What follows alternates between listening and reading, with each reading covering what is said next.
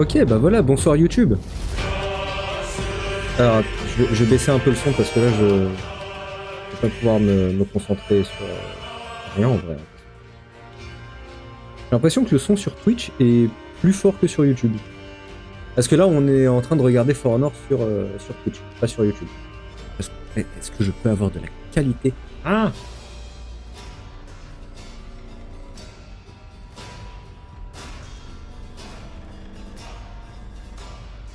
Alors, est-ce que je peux avoir de la qualité?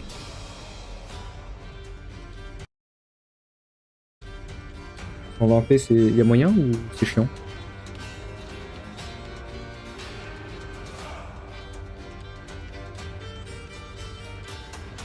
Apparemment, il y a moyen. Bah, très bien. Bah, écoutez, bonsoir à tous. Non, Twitch fait chier en vrai. Pourquoi j'ai une pub avec un chat? En vrai, si c'est chiant, je vais repasser sur YouTube.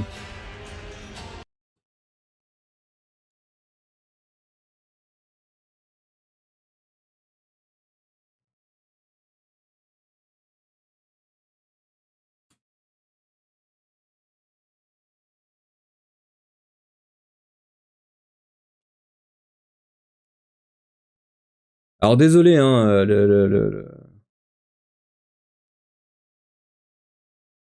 les aléas, c'est ceux qui sont habitués sont habitués.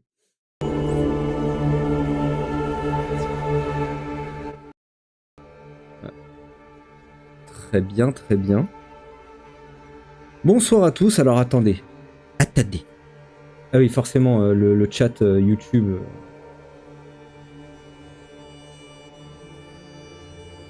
Le chat YouTube ne veut pas se... Ah mais oui, c'est normal, parce que je suis débile.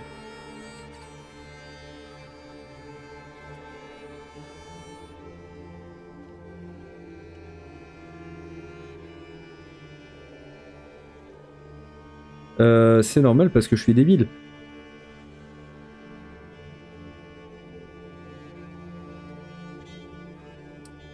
Alors, je viens vers vous tout de suite, je vais lire vos chats, etc. Mais va falloir que je fasse une petite manip pour pouvoir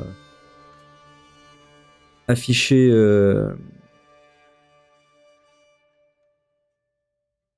afficher le chat YouTube.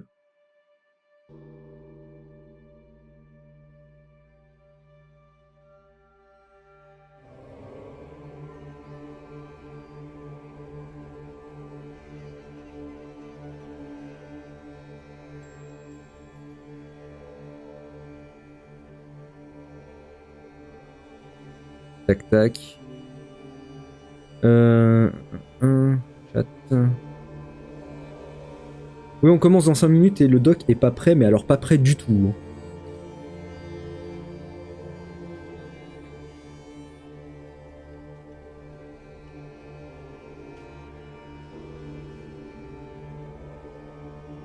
Ok. Est-ce que YouTube peut envoyer un message pour voir si jamais ça marche?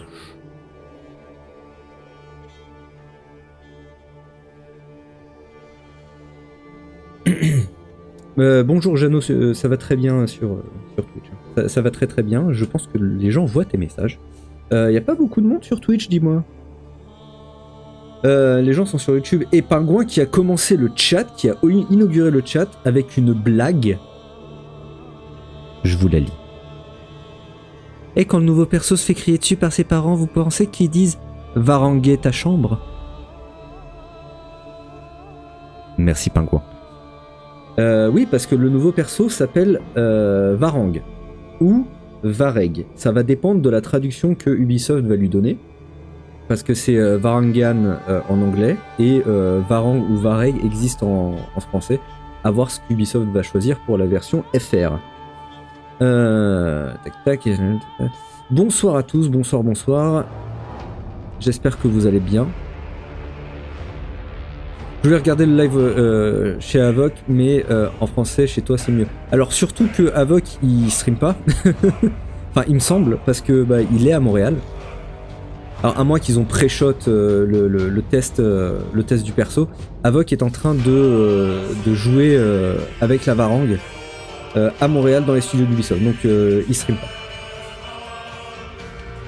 La seule fois où je suis hype par un héros, le design est incroyable. Zimbabwe, je suis très hype par la Varangue, mais j'étais très hype pour d'autres héros et ça s'est pas spécialement bien passé. Mais For Honor a un historique assez merdique avec la hype. Souvenez-vous du Kyoshin. C'est tout pour moi. Bonjour au passage, oui bonjour. Bonsoir Doc, bonsoir Rick, comment ça va? Bah écoute, j'essaye de survivre. Le Doc est en PLS, j'ai une migraine mais monstrueuse depuis le début d'après-midi. J'espère que je vais arriver à dire pas trop de conneries pendant le live, mais je vous garantis rien du tout. Salut Doc, salut Monkey. Toujours drôle ce pingouin. Et oui Simon, heureusement qu'on a pingouin dans la commune parce que sinon ce serait beaucoup moins appréciable.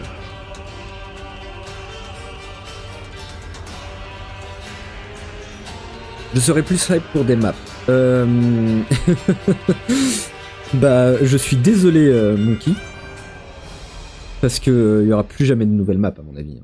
Ça fait depuis le Belvédère qu'on n'a pas eu une nouvelle map, et encore le Belvédère, c'était c'est une petite map, quoi.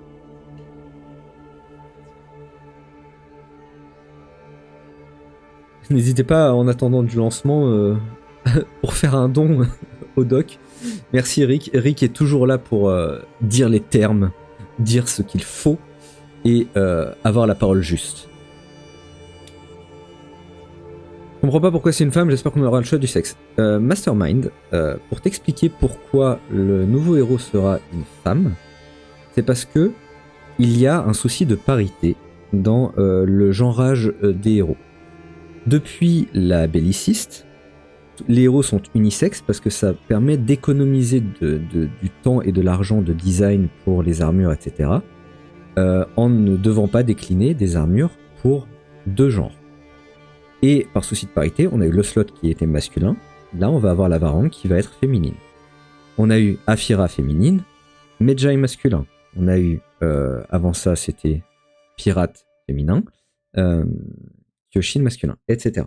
Année 4, pareil, Griffon, belliciste. Donc voilà, elle sera genderlock, comme tous les héros qui sont sortis depuis le début de l'année 4, et comme tous les héros qui sortiront jusqu'à la fin de For Honor. Voilà. Salutations monseigneur, salutations à toi Koro. Femme égale LGBTQ plus friendly. Fais attention, tu t'avances un peu vite. Messieurs, dames, le stream va commencer dans 13 secondes. N'hésitez pas à mettre un pouce bleu sur YouTube si vous appréciez ne serait-ce que l'idée de voir le stream en la compagnie de... Et quand ça va parler, je me tais.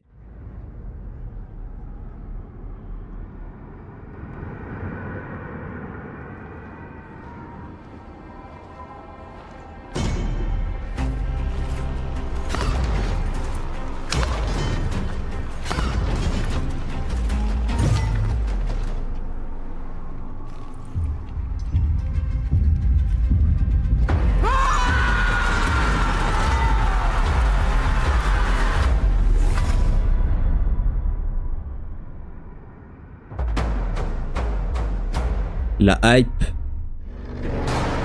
Alors j'ai un petit bug audio, je vais en profiter pour le régler. Ça va couper. Ça va couper, chérie.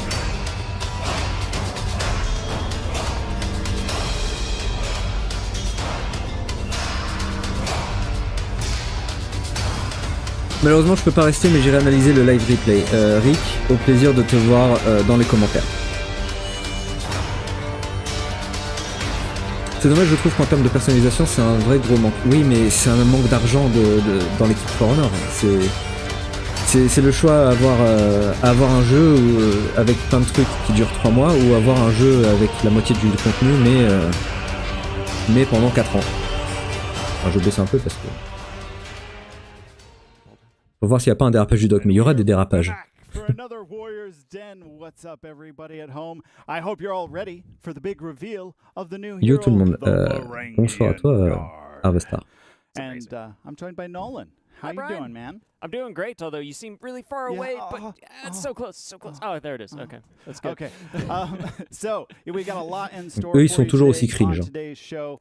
It's a frosty morning here in Montreal. bit, We had yeah. an ice storm, so Little bit. yeah, I got to skate to work. That was great. Right. But Nolan, I believe that viewers can win something other than ice from the sky. You want to tell That's us about very it? true. If you Ok, donc consider les Twitch that, drop. a Donc pour win, l'instant, ça but, n'a pas you know, commencé. we got Hein. you Ceux qui sont covered pas today, familiers. folks. So here's the thing. We're going to tell you this right away. That's why we're jumping into this. Link your UbiConnect account to your Twitch c'est ça. account so that way you can watch it. We got an Ok, action-packed les Twitch drop, tout ça, regardez ça. and you want to have your account linked because for every 30 minutes you're here watching Linkez us, you're gonna votre scavenger crate. And at the end of this whole show, we're gonna select some votre compte lucky Twitch pour avoir les winners, Twitch drops, mais on s'en fout. random to win Regardez a ça grand sur prize of YouTube either avec 100,000 dr.vult, c'est steel bien or plus the enrichissant. new hero, the Varangue. Donc, So ça n'a pas encore commencé. Pour ceux qui ne sont pas familiers des Warriors Den, donc voilà, il commence avec ah oui, Twitch, vous pouvez gagner un peu d'acier. Non, c'est quoi? Vous gagnez surtout des packs d'armure. Mais enfin voilà, pour l'instant il n'y a rien de spécial. For the new hero launch and all that we have even more Twitch awesomeness for all of you out there, because starting next week with the launch of the new title update from February 1st to February 8th, the top 10 streamers of For Honor are going to win a grand prize of 100,000 steel each. So get on there. Les meilleurs streamers sur For Honor vont gagner de l'acier à foison. Ce n'est pas dr.vult. Allez, j'arrête de t'embêter, Vult, mais tu ne m'embêtes pas, Mastermind. Watching every few hours, up to like 15 hours, you're going to win XP boosts, scavenger crates, Steam Malheureusement, il n'y a toujours pas le chat sur YouTube. Et ça m'emmerde un peu. Je vais essayer de régler ça en attendant qu'ils se calment les deux là. So it's amazing. So we got you covered. So watch us today, stream next week, watch next week with the launch of the new title update. It's going to be awesome. So remember, yeah. Peut-être que le bug du chat YouTube va se régler d'ici la fin du stream. Hein. Bonsoir, Mascotte.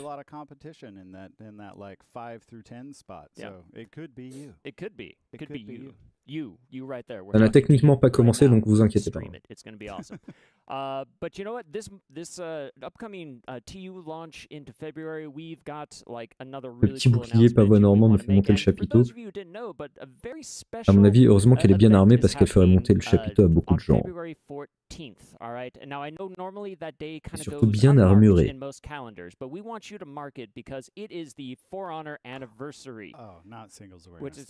Ah oui, le 14 février, en plus d'être la Saint-Valentin qui n'intéresse personne puisque tout le monde dans ce chat est célibataire, ce sera l'anniversaire de For Honor.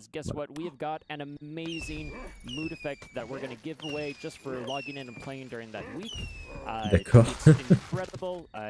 And what's the fun thing about this, Brian, now? Oh, it matches your color swap. That's right, it does. Yeah, which means ah, c'est intéressant ça comme effet. Ça. Genre que l'effet, la couleur de l'effet corresponde à ton set de couleurs. À ton motif, enfin pas le motif de peinture, mais à ton set de couleurs. Log in, play for that week, and you'll just get that awesome new mood effects to match with your color swatches. That's great. It's free real estate. It is free real estate. Yeah. You can't go wrong with free. So that's awesome. A couple other notes. Just we wanted to just kind of mention this because it's so exciting with the new hero reveal today. But this is actually our 185th Warriors Den.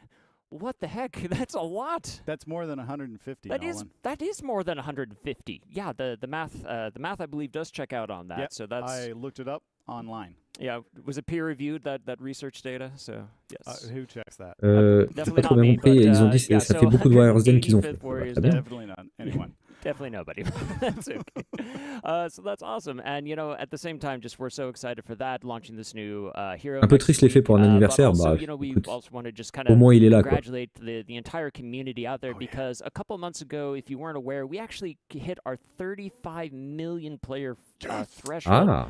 And it's still going, you know what I mean? Like it's we're still over that still now. going. We are over that. That was a couple months ago. Like 35 millions de joueurs sur For Honor, enregistrés en tout cas.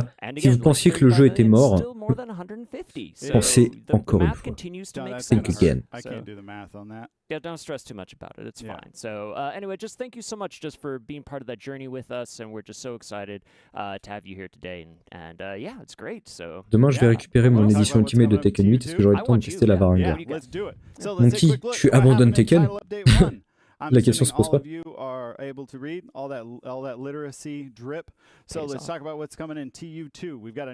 qu'est-ce qui va se passer? Donc, la semaine prochaine, c'est pas demain, c'est pas après-demain, c'est pas aujourd'hui, c'est la semaine prochaine. Le nouveau héros va sortir. Il y aura un event pass, tout ça, enfin, on s'en fout. Il y aura les nouvelles armures, qu'on verra durant le stream. Et les festivals des héros, fin février, début mars, je pense, pour la fin de la saison. J'ai pas vu la dernière ligne. Oui, un throwback event, oui, l'événement du Black Prior, l'événement du victimaire, mais on s'en fout pour l'instant. On le jouera sûrement sur la chaîne secondaire en live, hein, mais je suis sur le point de me marier, mais écoute, Mastermind, félicitations, mais est-ce qu'elle a dit oui? Est-ce qu'elle est au courant? Parce que sinon, c'est problématique. Is going to join us on stage, on the couches, because apparently he has a few things to say about stuff and things. So, we'll see you in just a second. Don't go anywhere. Special announcement. Alors, ça va être une grosse Warriors Den, visiblement. Hein. Je baisse un peu. Alors, il y a du pain sur la planche. Special announcement, j'ai compris que le chef du jeu, Stéphane va parler du staff, genre de l'équipe de développement. Ça me fait très très peur. Ou alors j'ai mal compris, il va juste going to talk about stuff. Donc il va parler de certaines choses. Mais j'espère qu'il va pas parler du staff. Bon bah on n'a plus personne pour bosser sur le jeu va s'arrêter, il n'y aura pas d'année 8. Non, les enfants, ça va le faire. Donc, 3 segments pour le héros. L'aspect lore, l'aspect artistique, son gameplay et exhibition matches. On va avoir des gros youtubeurs jouer avec le héros. La patch note, tout ça, j'ai pas tout lu. Thank you very much for saying that I'm your favorite. Yeah, favorite of one. It makes it easy. You know, I guess favorite, least favorite, all at once. Thank you. So it's a big day today. We're talking about this lovely lady on the stream. I can't wait. Yeah, but a little bird told me, little one, real small, swallow, told me that you might have some information on some exciting things. Yes, absolutely. It's great. We're going to talk about the end of year 7 here and the introduction. Exciting to Hero. things. And just before we do that, Parle de la Varangue.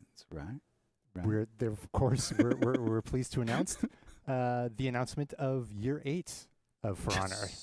Ah, il y aura une année 8. Voilà. Il y aura une année 8. Ça vient d'être confirmé, je suis très content. We're going to talk about just a little sneak peek as to what we are going to have inside it in year 8. So of course we're going to bring 4 all new seasons to For Honor. Yes. We're going to have 2 new heroes. 4 saisons, 2 héros. In season 2, TU2, and the second will be in season 4, TU2, following the trend that we do. Yeah. Also throughout the year, we're going to have hero skins, so watch this space for news on that throughout the year. I'm looking forward to some of the new hero skins. It's going to be awesome. And I think is there any other details about the heroes that are coming out we want to confirm? They're going to be awesome. Firstly, this one's going to be awesome here at the end of year 7. And the other 2, we've seen some very spicy stuff, some very cognizant of knowing what For Honor is like in year 7 and year 8. So we're sticking to the formula. I think you're going to be a bit surprised with how these play. So not with the heroes. I mean with the release. Yes, indeed. Yes. Yeah, sticking with that. But I believe that's not all. We have 2 little surprises to talk about. So maybe we want to talk about the first one here. Yeah. I know players have been asking for this for quite some time. Cross progression. They have been asking. Cross progression. Oh God. Oh, what's happening? We're still here. Here, get rid of it. Can we see? Okay, that's here right. we go. I read that correctly. Indeed, players have been asking for us for a long time to do converted maps. So we're going to bring these through year 8. I wish I could see chat right now. I want to know just to the level to which they're losing their minds. I hope it's quite positive. Can someone give Donc il y aura quelques maps de match à mort et de brèches qui vont être un peu retravaillées pour être passées en dominion. Si ça, c'est pas une bonne nouvelle, je sais pas ce qui en est. They Hein. are deathmatch maps that are very seldomly played by players in For Honor, as deathmatch is very underplayed. So for players, the ask has been, can you convert some of these to Dominion? Our most played, our flagship game mode. And yes, indeed, that's the intention. Yeah. So you're going to see these come throughout the year.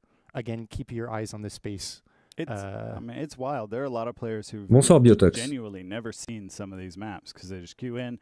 They play Biotox est sur Dominion, YouTube, c'est pour ça que vous le maybe voyez they'll pas dans le play chat. Breach Oui. sometimes, and then but they never touch the other game modes. So I think it's going to be a wonderful Yeah. opportunity for players to use their tools, use their new heroes, and kill their friends in an all-new space to them. yeah, I'm looking forward to it. Donc I'm looking pas forward vraiment to des see what nouvelles maps, mais happens, what the reactions to these are, techniquement and des to nouvelles be maps. able to announce what and when and where and how later down the road. But Donc ça, I c'est believe cool. we've got more stuff to talk about today, other than obviously converted maps, big deal. But I believe we have more. Indeed, we have Encore? one new feature that we'd like to talk about here today.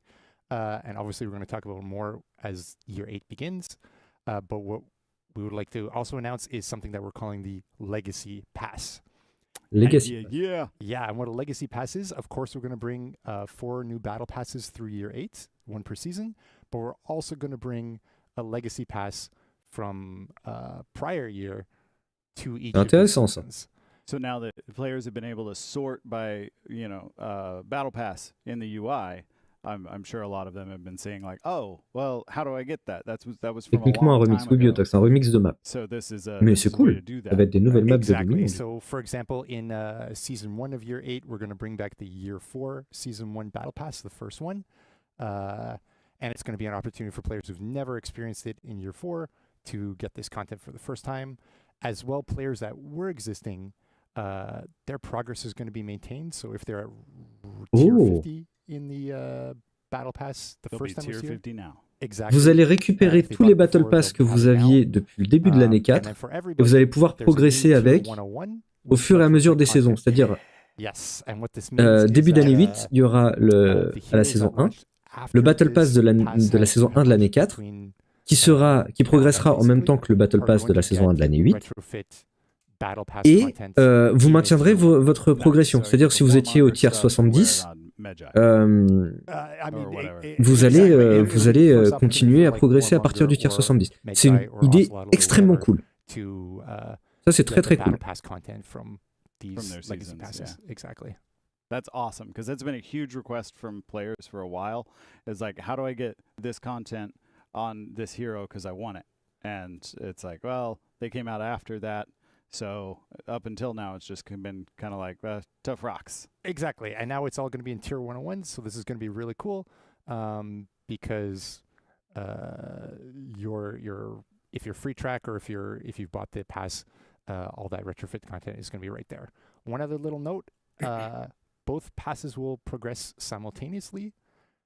So tier 101 is not super Ouais. far away. Que je disais. Both passes will basically progress at the same time as So you it's, earn. it's quite points. literally, it only adds one level to the grind. Exactly. Ouais, There's Il no y a un niveau concept of 101 active pour and que inactive tout le passes, contenu so du it Battle should be, Pass fairly soit smooth to get to. réadapté à tous les héros qui looking sont forward to sortis that. And if you're après. wondering, like, how do you get your hands on the C'est Legacy Pass, vraiment it'll cool. be $9.99 US on its own. C'est but it will also pas now be a game part changer, of ça the change pas bundle. le jeu, So hein, mais for the same $24.99, ça change, the enfin Battle ça Pass bundle, it now changerait hein, includes the techniquement, mais c'est Legacy vraiment Pass, cool. C'est as well as unlocking du 25 bonus. tiers for both the C'est le regular glaçage pass du and the gâteau, quoi. Legacy Pass, as well as the 20% BP boost, the battle points boost. I just like saying boost. Boost is good. Yeah. But yeah, Et dépêchez-vous, on veut voir le nouveau héros. everything we have for today, right? That's all we can say today of the sneak peek. But please watch this space for announcements throughout the year, and you can see all this cool content as it is ready. Awesome. Well, thank you so much, Stefan, for taking us through the high level of these changes. I'm sure players are super excited about converted maps. Yes. But don't go anywhere. We'll be right back on the next segment. We're going to do a deep dive into the narrative and the art design for the new hero, the Varangian Guard.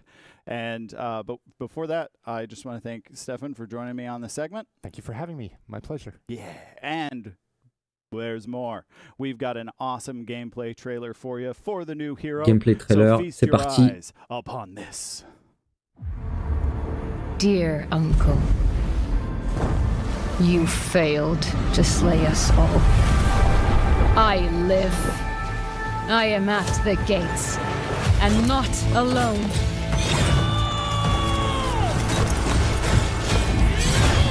All my life, something was missing. But in exile, I found it. True dedication. A bond unbreakable. The promise of the Varangian Guard. Justice is on the march. Can you hear it?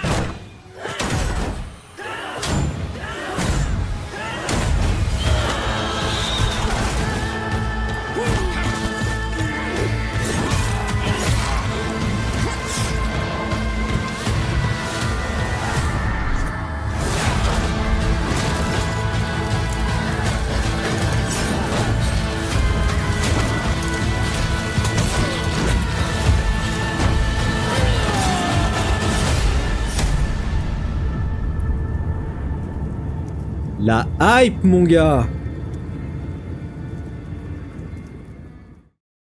Ah, j'ai le chapiteau qui est monté.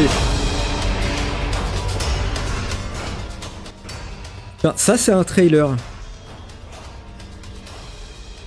Je rêve où elle vient de bâche de mecs en même temps en riposte. On va voir ça, bah, pas tout de suite, mais juste après. Mais le moveset, on n'a pas trop vu. Mais il y a des trucs qui ont l'air intéressants. De ce que je retiens. Mais fou, je suis hypé. Je suis très très très hypé. Alors, on va le dire tout de suite. On va le dire après. On va le dire tout de suite après. I'm so excited for Varangue Guard. And if you're excited too, we got good news because again, next week, February 1st, the Varangue Guard is going to be available for everybody for $7.99 USD and on February 14th for 15k steel. So get ready for that. Donc 8 euros It's going to be normalement. awesome. And yes, we are going to normally we have like a 2-week period before they're available for steel, but because it's our anniversary, we want to just do it a little earlier by one day. So get ready for that. It's going to be awesome. So, but for this segment too, we are going to dive into the narrative, the lore, the art, all of the stuff that is so important, at least definitely to me, and I know to a lot of people here on the couch. So I'm very excited to hear about this. So welcome everybody. des nouveaux Steph, stagiaires. thanks for Non, sticking around and talking les deux more du about milieu, this ils étaient là awesome avant. new hero, the Varangian Guard. So. Thank you very much. Yeah, good. Cool. And also we're joined over here on the very far couch, but our amazing game writers. We have Andre, we have Ian. It's okay. Close to your heart. That's close, always close to the heart. That's great. Lui à And, droite, c'est un Raph, of stagiaire, course, mais our, c'est stagiaire niveau 1000. historian. So thank you all for joining Ah non, us il était on the là couch à today. Laborers Den de je sais So, plus quand. let's dive into this. Steph, you want to give a little introduction now for the hero? Of course, it's my pleasure to talk here now about the Varangian Guard hero. It's our first fully armored Vikings, so that's pretty cool.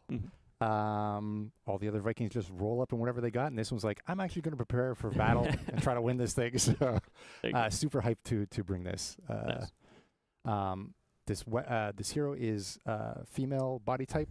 She has an axe in the one hand and a shield in the other. And when we talk about the aspects of her play, we're going to talk about kind of two things. One is going to be the violent Viking aspect, and the second will be the loyal mercenary aspect. The violent Viking, of course, is represented through the axe, which is really going to bite into opponents, embed in them in a way that the others don't, and set her up for her really fun, kind of cool mix-up that others will talk about in the next segment. We'll get to that. But yes, this is Violent Viking, and I can't wait for this mix-up. It's fun. And then the second is a loyal mercenary, and that's going to be well represented through her shield, her ability to multi-block and defend herself. You're going to see that in a couple moments as well.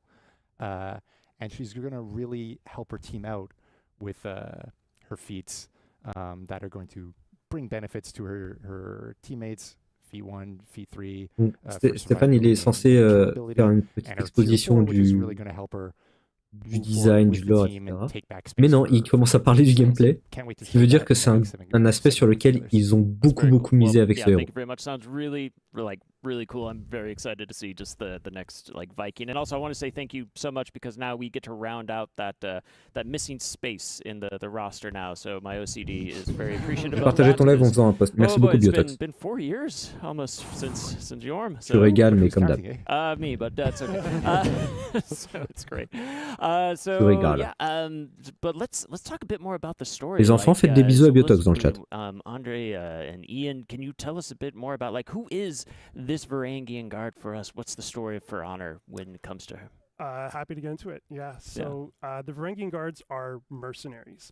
They travel the world fighting for various clients. And in their travels, their identities have evolved. And in one way, you can see that in their appearance. As Stefan's mentioned, they are fully armored Vikings. You also see it in their language as well. So the dialogue in game is a mix of Greek and Icelandic. So What? as you know, all of our Vikings. Elle va parler un mélange Greek, that's new. d'islandais, donc comme tous les Vikings, et de grec. Ça va être marrant. World. So we're not going to nail it down, but that's your clue. And so when you hear them speaking Greek, this is when their more mercenary side is coming out.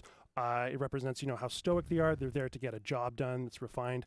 And then when they slip into the Icelandic, that's when you hear that Viking core that Stefan mentioned coming out. And they're more brutal, violent. Their blood is up on the back. Alors ça, c'est super cool. But what makes the Varangian guards so famous as mercenaries is their loyalty. So they're intensely loyal to each other, as you can see in the feats Stefan mentioned as well. But they're also loyal to their clients. So a lot of mercenaries get a bad rep for, betraying their clients if a better offer comes along. Their allegiance is really only to whoever will pay them the most money. Not so with the Varangian guards. If they say they're going to fight for you, they will fight for you, no matter what. So they cost a lot of money, but what you're buying is that ironclad loyalty. So that begs the question, how do the Varangian guards fit into the seasonal narrative? And I believe Ian has some more information to share on that. I do? I do, yes, maybe? I right, hope so, yes, yeah. that's right. I hope so, because I prepared nothing, so it has to be you. I wonder what happens. Yes, absolutely. Let's just wind the clocks back a little bit. In TU1, we had the Highlander Maddox. He betrayed his people, his chieftain, to side with Horkos. He killed everyone who was, not by himself. He and his men killed everyone who was loyal to Chimera. But there is one who escaped. If players paid attention to the lore orders, they might have noticed that the chieftain's daughter escaped. And now we can officially reveal that this chieftain's daughter, her name is Katla, and she is our main Varangian guard hero. Katla went into exile when her uncle unceremoniously took the throne. She roamed the frozen wastelands of Valkenheim until she came across the Varangian guard. And there, c'est comme ça en fait qu'ils mettent des easter eggs. Faut lire les petites bandes pendant les écrans de chargement. Les petits textes. And now her first act is she's hired her own crew to go back to Heathmoor to reclaim her village. So now it's Katla versus Maddox, and it's the Varangian Guard versus Horkos, and it's really, we're putting an exclamation point here on the Year of Injustice, because there's been so many injustices. We had a lot of, Horkos has been wreaking havoc pretty much throughout all of Year 7, but now finally, some good guys are coming in and trying to balance the scales a little bit. What do you think about that, Andre? I'd say that's absolutely accurate. The Varangian Guards are these paragons of hope. Now at the end of Year Injustice, like you said, it's a great way to cap it off. And as you also heard in the trailer, there's the line, justice is on the march. So they really do represent, a ray of light at the end of this dark, dark year. And I believe Maddox, he also tries to do something pretty schemy in character for him, he's right? a sleazy guy, and even he himself, when he sees the Varangian Guard coming, he realizes the threat they represent, and he's like, oh, wait, maybe I can try and, wrestle something out of it. So he tries to hire them from underneath, Katla. He offers them more money, but as Andre said, they have their morals, they have their code. They refuse. They're here to fight for Katla. They're here for him. So it's very ironic too, considering that the Varangian Guards have no blood relation whatsoever to Katla. They're mercenaries. They're mercenaries in general are famous for being just greedy, and yet they show more loyalty to her than her own blood. So just goes to show the level of his treachery. Exactly. I mean, it's treason. Je mets un petit sondage It was treason, yes. sur YouTube pour voir si jamais le lore vous intéresse. Je suis curieux. I thought that the message was, hey, Maddox was right.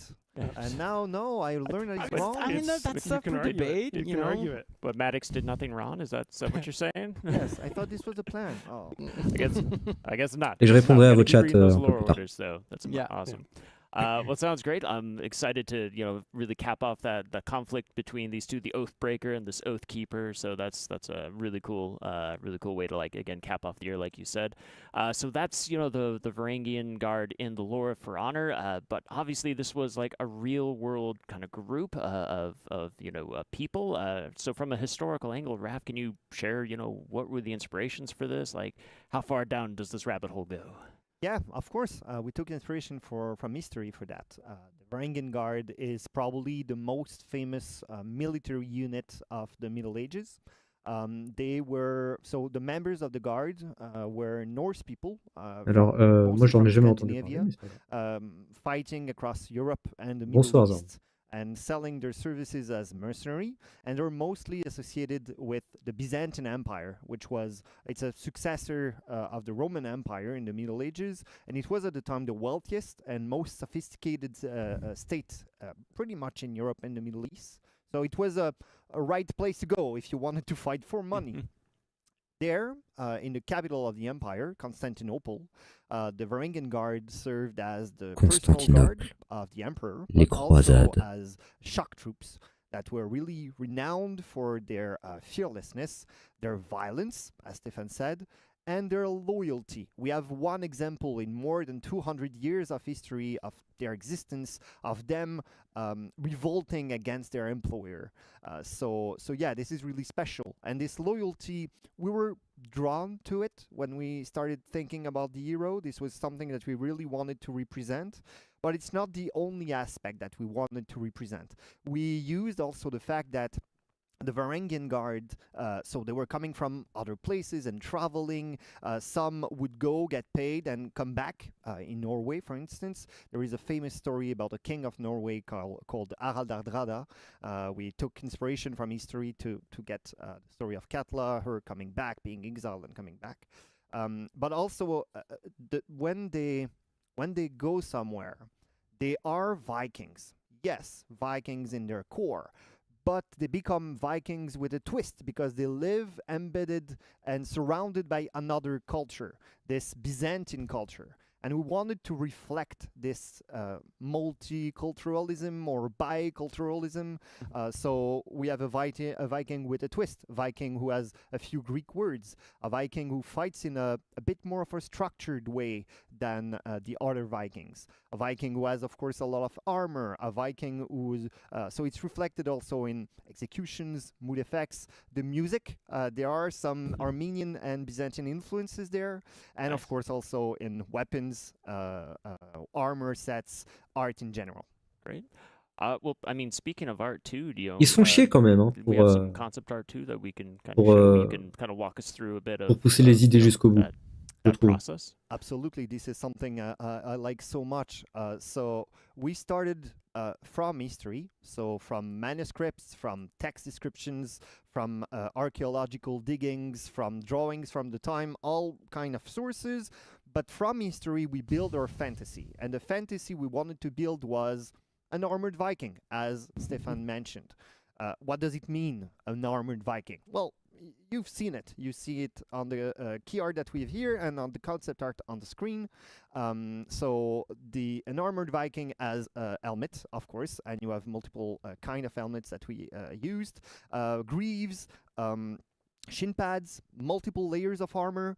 So of course you would have some gambaison, which is pretty much a padded cloth armor. you have chainmail, you have scale mail, you have some multi-layers of leather, and you have something I personally really love, which is it's called Varangue bra in sources. So it's like leather straps that link the les machins, les bretelles qui tiennent son gros médaillon sur son torse, ça s'appelle littéralement un soutien-gorge varangien. And this is really iconic, and we wanted to include it. Ou un soutien-gorge Varangue. Bah, ça va dépendre de la traduction du So pretty armored Viking. We also added some other accent elements québécois, mais oui, c'est vrai, à un moment donné, Montréal, c'est pas en banlieue parisienne. So she is getting money in her pouch. And she has a tunic, a decorated tunic, because she's a palace guard, and she needs to go to court and to appear in court events. So yeah, multiple layers of explanation and multiple layers of armor. That's the important point.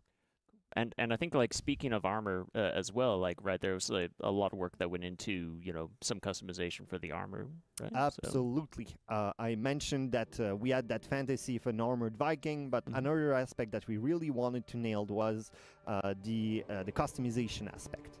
We wanted to give, so the Varangue Guard, it's a unit. You are issued with standard equipment. But you also you want to bring in some element of individuality into the guard, coming from different places. And we wanted the player to be able to have this choice, to be able to go with the cape, without cape, different types of helmets. You will see that there is a set that has a face reveal. There are other sets that have a conic head, conic helmet with an. Ils ont fait des sets d'armure assez différents dans le but de dire chaque Varangue est unique dans le sens où c'est une mercenaire unique. Et donc en gros, comme elle est unique, elle a son propre équipement qu'elle s'est fourni tel ou tel pays, telle ou telle région, telle ou telle mission, etc. Intéressant, très intéressant. J'ai pas suivi, il est quoi comme faction? Mais Léo, c'est pas sûr, là tu viens de sortir de ta grotte. Il y a un petit relent de la Fira sur celle-là. Is there a historical reason for the pointy helmets? You want me to say that they stabbed their opponents? A little with their bit, head? yeah. I kind of want to know where's the history for that. Unfortunately, that's not the Oh, case. darn, Well, darn. maybe they did, but that's not what my sources tell me. Okay. Basically, when the helmet, it's to protect your skull. Everyone's As is tradition. I'm aware. So basically, if it is like that, it deflects. Ça me donne une vibe de la Fira perso. Blows much better Exact exemple. than if it was really square kind of helmet. Un mélange entre une Afira et un griffon, quelque part. We also have a helmet like this one, which is a late Roman Ridge helmet, many jewels. This is us taking the liberty of going up and down the thousands of years of En tout cas, chapeau Ubisoft. Hein. Wow. We mentioned customization. Je reste sur l'idée que je vais l'acheter Day One. Hein. Si je l'achète Day One, on fera un stream pour tester la Afira. Pas la Afira du coup, la Varangue. On fera un stream Day One. Du coup la semaine pro. Si je suis pas déçu. Ils ont encore quelques segments pour me décevoir, mais on va rester optimiste. Well, you can do as much as you can and change and express yourself as much as you want with the material, but also with the color sets. And you can go with as many colors as we have and as many colors as you want. Nice. Is there a particular color you think you'll be playing with? I mean, they got a purple ponytail right now, so I think I might just go with that. The dark purple is really historical too. I would go with this one, but pink is also something I like, but not historical, but really I like it. So hey, it's expression though. So yes. yeah. That's awesome. Well, yeah. I have a history question. Oh yeah. For the professor. Well, for him. Or maybe it's not for me. Maybe it's for the people at home. But could you explain maybe why we pronounce it Varangian and not Varangian? Yes, you're right. So basically, the loyalty was really important for. So it's something that's so important that it's actually embedded into their name. The name Varangian in English, it comes from Old Norse Veringjar, which means sworn companion or oath taker. And so yeah, this was something that they would do. They would take an oath to their lord. It could be in Scandinavia or in our case mostly to the Byzantine emperor. And this oath was their bond. They lived. Mais c'est la Griffon style Viking ou la Bellicis. But yeah, it was so important that it was Ça their venait d'une name, théorie, mais and this ça- is why we've been pronouncing it in this Ni l'un ni l'autre, Old hein. Norse fashion with the RG. Si tu That's good. parles en I termes know de during lore, the ni l'un ni development, l'autre. I had Zan. to remember because I always thought of like a karate gi, you know, and I don't En know espérant why qu'elle soit that's pas just aussi how I could cheatée. remember, like, the On hard verra, G on verra, there, on but verra it's d'ici good to know peu. there's actual, again, like history behind Tu sais it, quelle which semaine is c'est le always festival awesome. du Victimaire? Non. Well, it's a basis. We go into Je ne fantasy. sais pas, je ne sais pas. Les dates ont été mises, ce sera fin février, début Now, speaking mars. of the historical elements, we talked a lot Et du about coup, the les armor, but I think festivals, you have something hiding ça va behind être the couch over Victimaire, there. We can show off a little euh, bit. Nobushi et Afira. De ce que j'en ai vu. Nobody saw it. Yeah, Oh la vache, les modèles! do this since the trailer, you There know. you go. So yeah, I will let Les modèles de mocap. wonderful Alex, JC, and Vanessa talk about why we chose the long axe and the kite shield for this hero, the gameplay reasons, the animation reasons.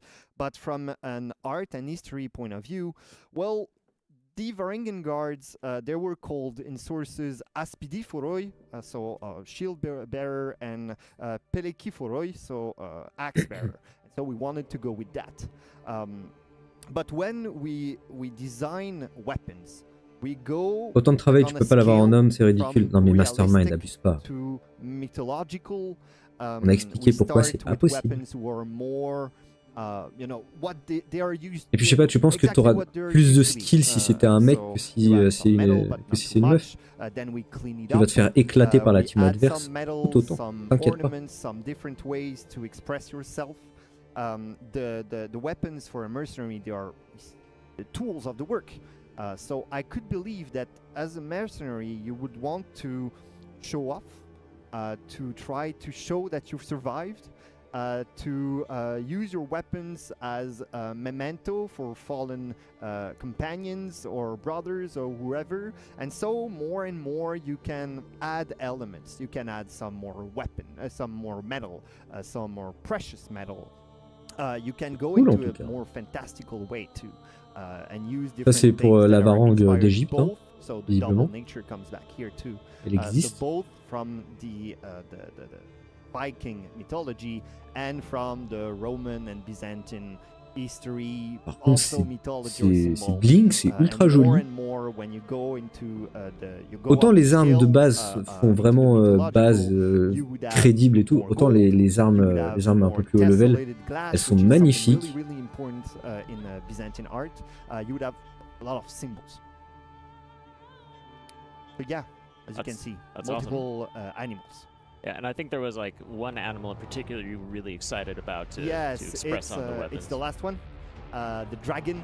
Yes. So of course, Ah, le dragons, dragon. they're staple of Viking mythology, but Non, en fait, they je me were suis really, planté, really c'est pas- important c'est- in the c'était un Roman corbeau, and then c'était pas un Byzantine aigle. armies, and so Varangian Guard too. Mais ils sont vachement jolis les sets les d'armes. a Draco. And it was pretty much like a dragon-shaped sigil that you would go into battle with for 1,000 years. The Romans and the Byzantines used that, and we know that the Varangian guards were the last to do it in history. So this is the shield and the axe I was talking about. So whether you want to be more realistic or you want to be more mythological, we have you covered. And you want to feel like a 1,000-year-old Roman fighting as a Viking. Bah, c'est exactement comme il dit ce que vous dites dans le chat. Si tu veux un truc plus réaliste, tu as des options réalistes. Si tu veux faire un truc un peu plus mythologique, un peu plus fantaisiste, etc., t'as les sets d'armes supérieures qui te donneront cette vibe. Très bien. Je pense que tout y est finalement. Enfin, c'est de beaux sets d'armes. Including the Chengdu team that we love very, very much and we thank very, very much too. So yeah, it's the result of the work of these many people. That's awesome. Yeah, and again, looks absolutely incredible. And you know, honestly, big shout out to you three as well for crafting all this amazing like lore, going back into the history. I love me some lore. It's like. Donc on va passer au gameplay, ce qui va être le point déterminant de est-ce que je vais l'acheter ou pas. Là, je pense que le segment est fini. Ils sont juste en train de discuter. final word before we switch, because we're going to jump into some gameplay and animation next. But Steph, anything else you want to say about our Varangue guard here? I mean, I can't always wait. I can never wait for players to get their hands on it. Yes. It's always fun to see how they will express themselves on the field and destroy their opponents on it as well. Nice, guys. Same. Just excited to see players sink their teeth into the story too, and read those lore orders. Yeah, absolutely. Awesome. Justice is on the march. On the march. For Valkenheim. So Maddox maybe did something wrong. So Yeah, maybe. Okay. Yeah. Debatable. Debatable. Not sure. Debatable. Bon, ils sont cringe, mais c'est Ubisoft. So that's for that. So Tant qu'ils font du for bon everybody boulot out there sur who le fond, wants to la forme, hire the services of the Varangue Guard voilà. yourselves, next week, February 1st, you can do that for $7.99 USD, and on February 14th for 15K still. So keep an eye out for that. And don't go anywhere, because we're going to be right back with some people to start talking about the animation and the gameplay and get a little hands-on time with our newest hero, the Varangue Guard. So we'll be right back. Bon, la hype, mon gars. Hein. Ah, attendez, on va baisser un peu, on va parler. Je suis très hypé. Je suis vraiment très hypé par le héros pour l'instant. Je le redis, là pour l'instant, je suis en mode je l'achète day one, je l'achète hour one. Donc le moment où il sort, je l'achète. Fini. Je vais faire cracher les serveurs d'Ubisoft. On va voir si le gameplay me convainc davantage. Voilà, enfin, c'était surtout du lore, du design, tout ça, c'est très bien réussi, très belle recherche, très bon boulot de la part d'Ubisoft, un bon point positif. C'est très cool. Je vais lire vite fait votre chat, surtout sur YouTube parce que sur Twitch ça s'affiche beaucoup. Tac. Autant de travail et tu peux pas l'avoir en homme. Mastermind, je t'ai répondu. À propos du lore, je trouve que c'est un peu dommage qu'ils n'en parlent pas pendant les temps de chargement et les live streams. Ouais, c'est pas Skyrim, mais c'est clair qu'il y a un manque de qualité d'intégration du lore dans le jeu. C'est pas fin février, mais début février. Bah écoute Esteban, peut-être. J'ai mal lu, mais de toute façon, c'est sur la roadmap de l'update. Tac. J'aime beaucoup le style, c'est le genre de perso qui me donne envie de faire un skin classique sans trop d'extravagance. Oui, Shino, donc du coup, ce sera possible. C'est effectivement comme ils l'ont montré. J'ai peur pour le gameplay, Milan. Je pense que tout le monde a peur à ce stade-là, avec un poil de raison et de recul par rapport à ce qu'on a pu voir par le passé. Je pense qu'on a tous peur. Mais je suis très confiant. J'ai énormément de foi en l'équipe de dev en ce moment.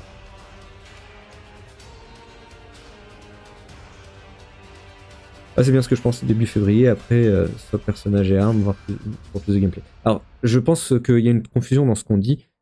Début février, c'est l'update. Le héros sort, le nouveau pass de combat, le pass d'event, et les sets d'armure. Les Hero Fest, les festivals des héros, ce sera fin février. Parce que c'est toujours en fin de saison. Il est très simple. Le lore, pétage de bouche en famille. Effectivement, Jeannot. Puisque... alors d'ailleurs, vous êtes 68% à dire que vous appréciez le lore, en tout cas que ça vous intéresse.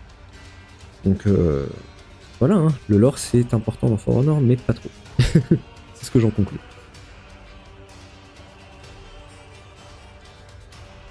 Voilà, bah écoutez... j'ai hâte de voir le gameplay, j'ai hâte de voir les nouveautés que le héros va proposer. On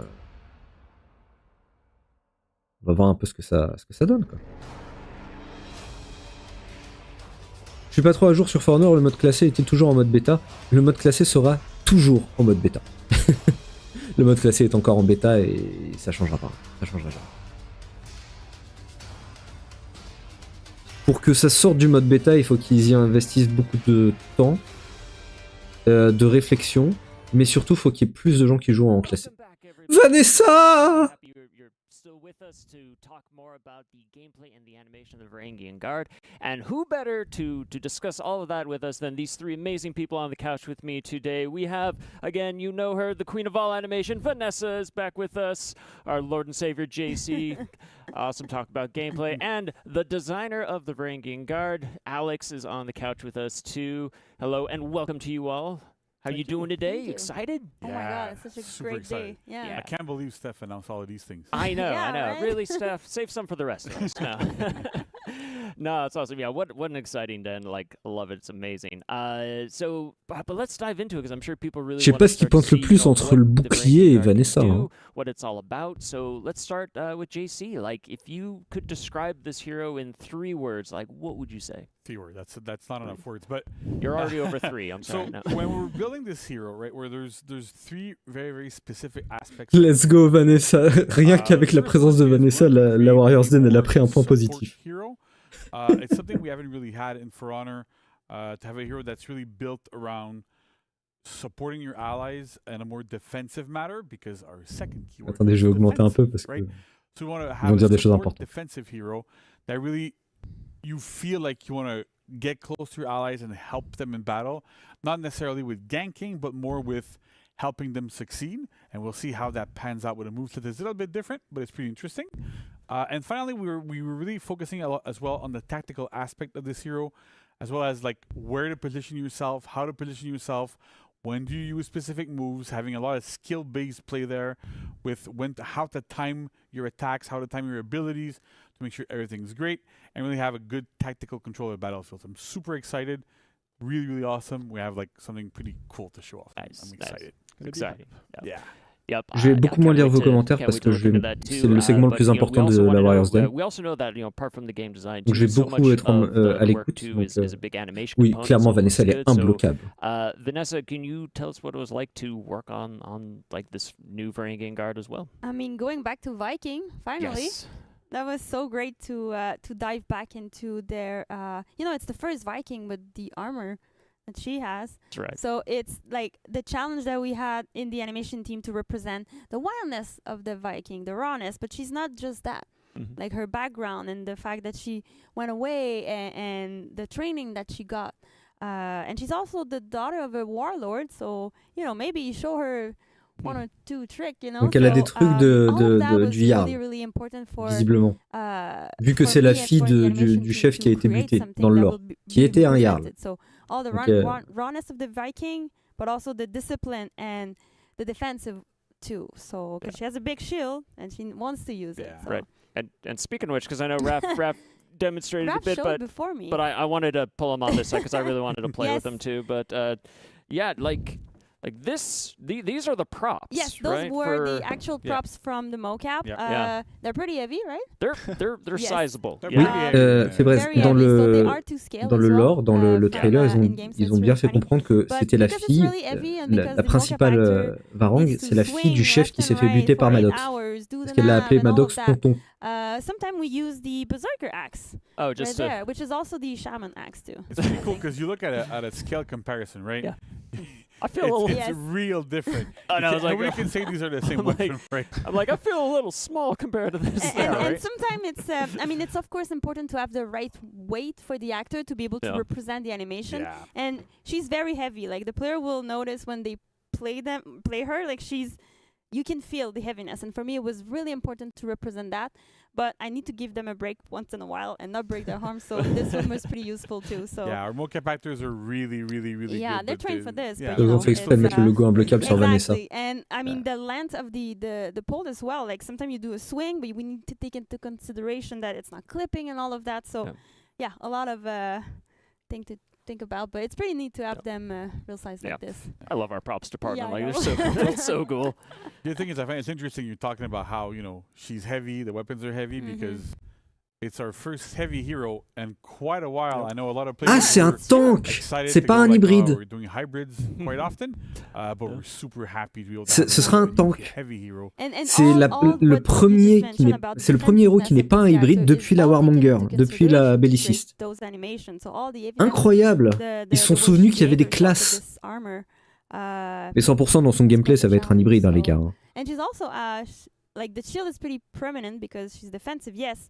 But in the gameplay element, she's gonna use it a lot in something that you might call the multi-block or We'll something. see, yeah. But I'm gonna let We'll have to see what Jason Alex. Alex show it. But Yeah, because one of the things that's also super important to us when we're building a new hero, even though like we have Vikings with axes, right? We have Vikings with swords, we have Vikings with shields, we have Vikings with like all sorts of Yes. weapons.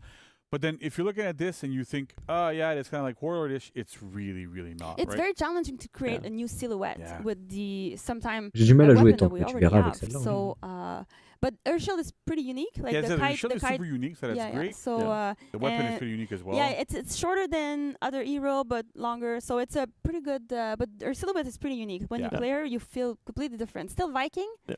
but different. So. Also Yeah, with the I- pointy helmets Yes, too. there Yeah, you go. I love how like when we were doing the mocap and stuff, we were talking about how the aspects that Steph mentioned earlier, right? She's still a Viking. She's still violent. There's still a lot of strength behind her attacks, like with the axe that embeds, that sort of stuff. So it's super cool.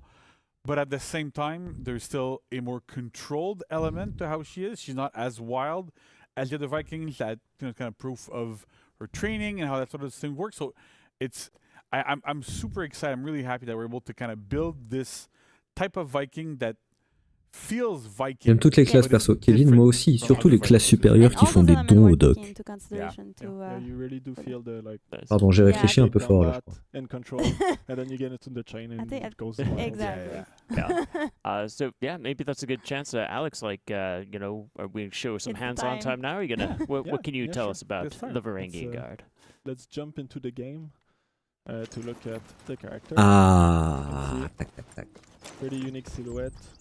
Also, massive shout out to the animation team just for the switching stance. Yeah, it looks Oh my amazing, God, right? That, we take a feel lot the of weight time so for the much. change stance. Yes. Yeah. Alors j'ai des relents de la présentation de la Fira là. For an hour.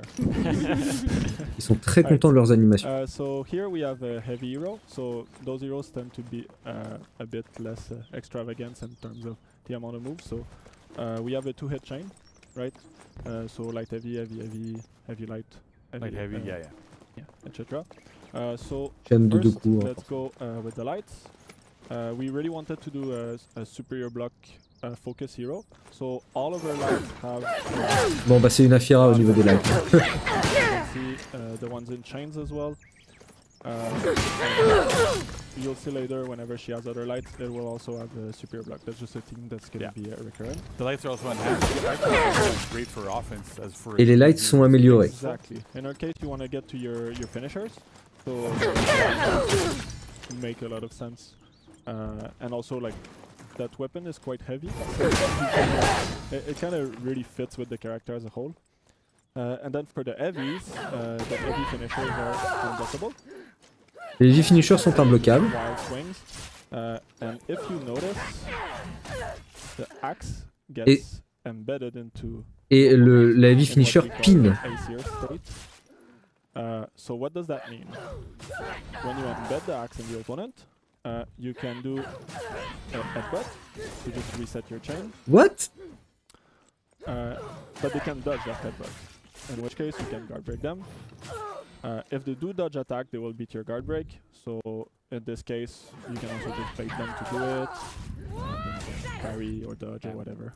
It's important to note that headbutt, for all you frame checkers out there, is 400 milliseconds. It is fully unreactable. We've done tests with people that have borderline superhuman reactions, and they were not able to react to them at all. So that's great. Nice. It's a very, very potent mix-up. Ok. Of course, for the chain, C'est l'héritage du Jarl. to the zone attack, and then to the finisher. Yeah, so zone into light as well. So like all like zone. La axes zone are est opener, basically. rien d'exceptionnel. Then I guess we should jump into the specials. Yeah. First, let's look at that sprint attack because it's a Attack. top attack. Ah, So pretty it's kind unique. of quite unique. So dive in. Alors c'est pas unique, le Yorm a ça. Hein. Yeah. She crashes down. And yeah. Of course, you can go to the chain. Exactly right. Like we usually tend to do. So that's great. Yeah. You have dodge attacks as well. So side dodge light, front dodge light. As you Des can see, dodge with their lights. light attacks, they have this spear block property. So like if you attack me in top heavy, for example, I can just. Yeah. There you go. Wow, that's pretty good. D'accord, And, donc elle a, then for the openers, of course, elle a un you have blocage the supérieur enhanced sur sa light dash that heavy, helps, but, sur sa with dash that light. shield, people are pretty used to just having a bash opener. Same as other heroes in terms of timing. So this helps you to get into that chain, get a extra. Donc un bash en ouverture And then that qui opener confirme goes la to- light goes to- opener. that bash, Yeah. that shield bash goes to your openers, right? Yeah, So it yeah, doesn't go to exactly. your second hit in your chain. So it does open up for chains where you get a chance to get a little bit deeper. Exactly. You can just reset the chain. Various ways. Important to note, because we didn't mention it during the chain, she doesn't have a bash and chain. Her heavy finishers are already unblockable, so you're kind of gonna do your mix-ups with those instead. And so that was a conscious choice that we made as well, because her defense is quite potent, right? Having chain lights that, actually finisher lights that have superior block. They have like a long delay windows, all that stuff we can do with that. So we wanted to really focus on her defense there. And there's another little move that we want to talk about right now, right? Yes. So Ah. with shields come great responsibility in a down stance.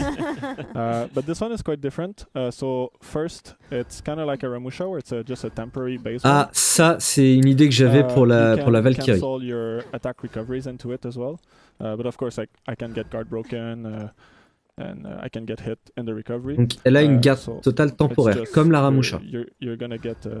C'est l'idée que j'avais mise dans those la moments where you vidéo can bait rework the de la dodge attack, Valkyrie. For example, going to your down Il y a un petit stance. moment. Déjà. But you got to be careful because you Mais c'est got a time it. And then if we look at the follow-ups, so let's see. You have the heavy, which is unblockable. There's something special here we can do in any stance, because I think this is the first time we do that with. Yeah, it's the first time that we end up having like those type of follow-ups be. You can pick your stance. It's very, very much the core of For Honor to be able to attack in a specific stance, choose where you're going. And this also adds like another layer of depth to this hero a little bit, where it's like, well, I can pick my stance, I can go in a situational manner where I have somebody on my left, somebody on my right, what am I going to do with it? And so like the other follow-ups are also interesting as well, right? So yeah. So you got your top heavy for max damage, the side one if you want to hit someone on your side. You have the light attack. Of course, they have superior block as well. Yeah. And can chain. Okay. You have the zone attack. So that's if you have like multiple people around you, for example. Or just get away from me option. And then you got the bash. That bash can wall splat as well. So of course you can use it to ledge someone, but it can be used as well just to top heavy for a little bit more damage. Now some of you may have noticed whenever I do block GC, the animation on the other side is quite different than usual. That's a place where we decided, let's try something new, where whenever you block someone with this, you will bind them, right? Yeah. So that causes some difference. One, it gives you more time to decide what you want to be doing after, because you have so many options. Yeah, you can delay the follow-up like quite a bit. Yeah. Which is kind of cool, right? Because it gives you like a lot of control over when you're going to do stuff. It gives you a little bit more time to think, a little bit more time to look around what's going on around you. Yeah, exactly. That's awesome. It also means that if you block a trajectory, like let's say someone's attacking GC, but I'm in the way of the trajectory and I downstand, I'm just going to interrupt them. The attack will never reach GC. Yeah, so it's kind of like, you have other heroes that can kind of like, babysit gang, what we call it. Like you stay on the sidelines, you hold your full block and you just wait there. And then you kind of like hope to catch trajectories, and sometimes you do. They don't necessarily bounce. You get your follow-up, but it doesn't feel as good. So in this case, this is a big part of the support hero, right? So we want to be able to give her a way to very, very effectively counter those big, massive trajectories that we have in group fights. There's a mid giant opposing team. No big deal. I'm going to get there. I'm going to tap down, block their big, big trajectories, be able to counter them, save my allies, save a lot of people. So that's really great.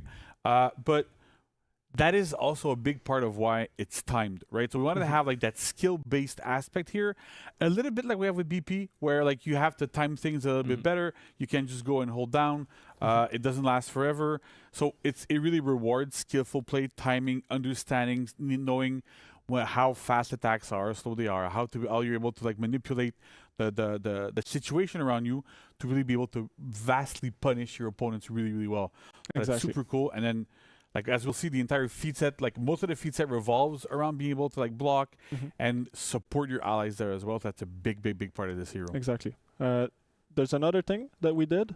So when you parry someone at 1 HP and then their friend attack you, and then you parry their friend, and then you're like, oh, I can't kill you now. You recovered. Well, let's fix that with this nonsense. So because we're pushing a bind on the opponent, the more people that you block, everyone will be binded by the knock of the shield. So then it kind of allows you to choose your target.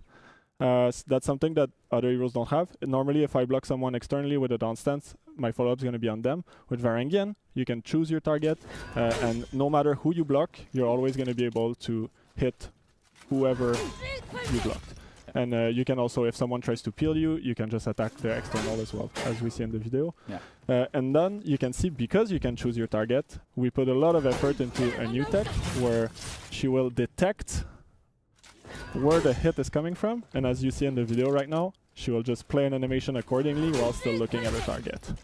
So there's a lot of animation. Intéressant. Because we had to really plan ahead on like every direction from the player that you're locked on and you're fighting, but if it's coming there, but if somebody's coming on the other way, so from there going on the other side, the shield's pretty big, don't forget that. Yeah. We got to swing how it do around. we do it? How do we turn all of that? It looks simple, but it's pretty complex, and it really gives the defensive like feeling of this character that she can protect you if you fight with her on your team. It gives you that good. cool, like, you know, cool girls don't look at explosions type of feel, you know?